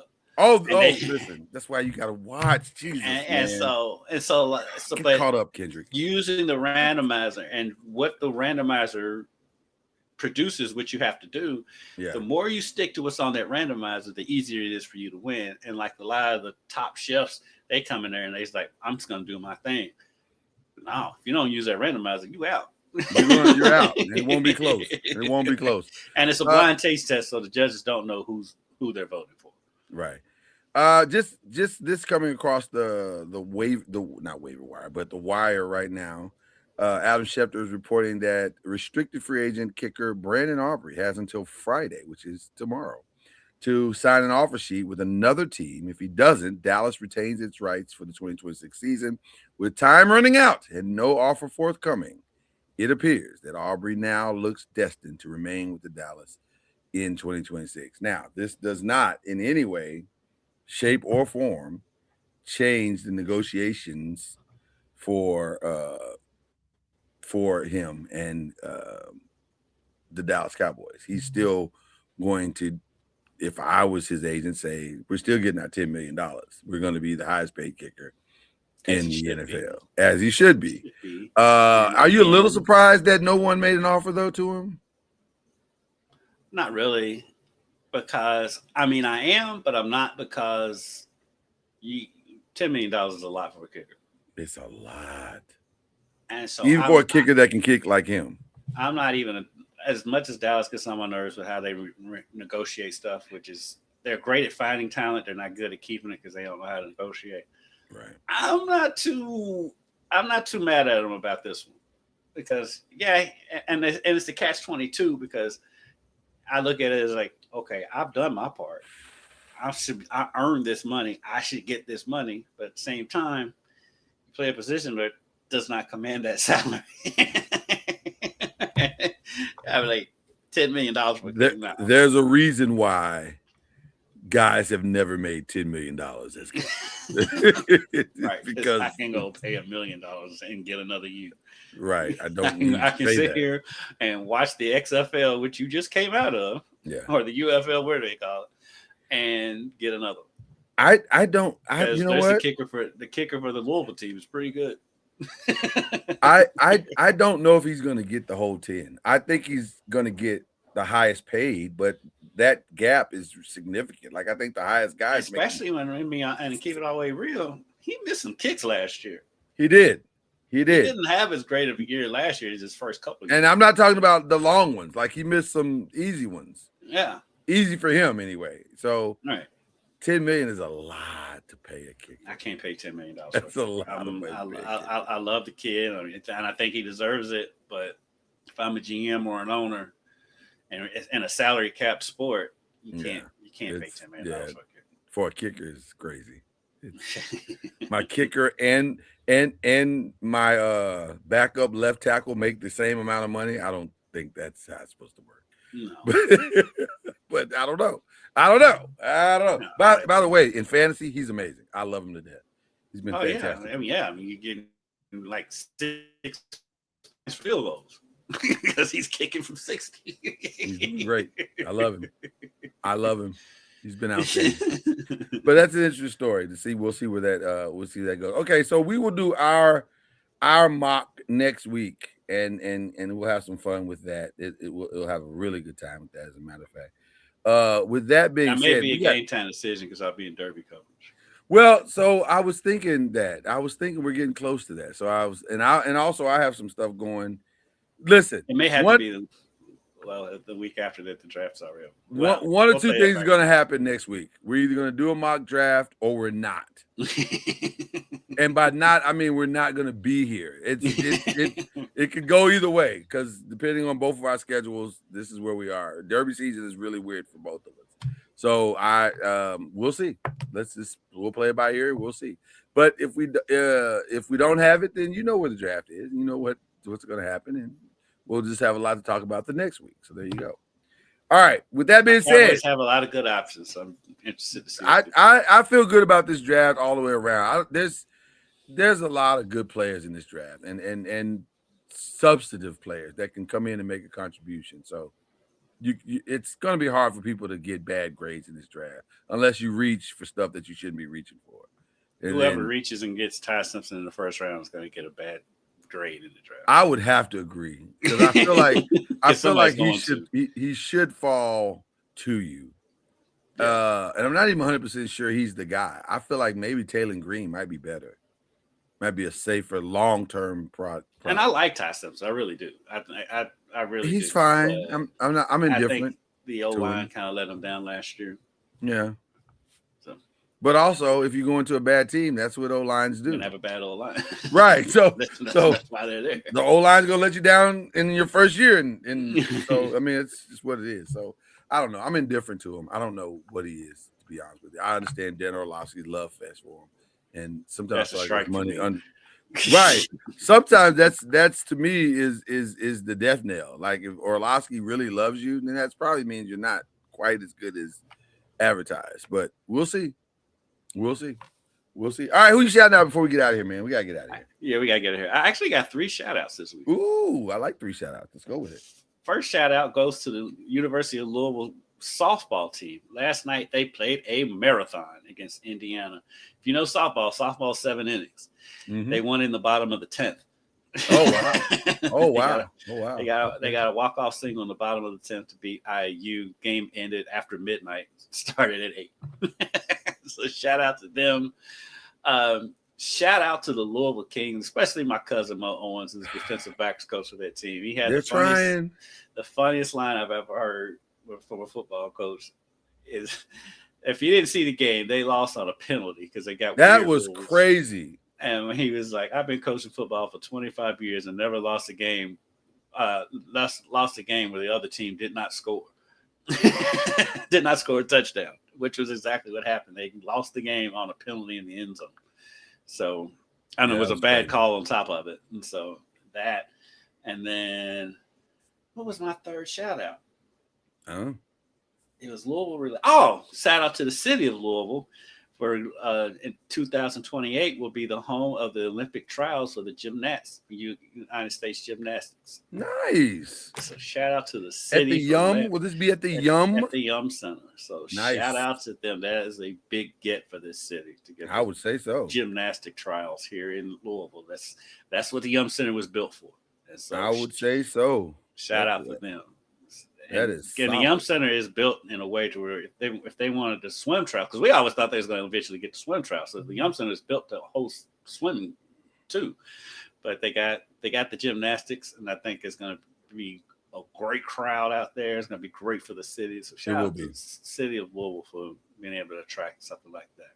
It most certainly will be. It most certainly will be. My shout outs is very simple. Shout out to you guys always for pulling up. Shout out to those who watch this weekly and make it what it is. And shout out to my business partners. We've had a productive week, and so I'm looking forward to seeing what the outcome of our productive week will be. So I want to shout them out as well. And shout out to my wife for understanding that if she wants a career as a caddy, I fully support it. Fully support it. I'm 100% on board. Cannot stress that to you enough. So there you go. All right, guys. Love each and every one of you. Appreciate you. Usually right when we end this show, there's a whistle.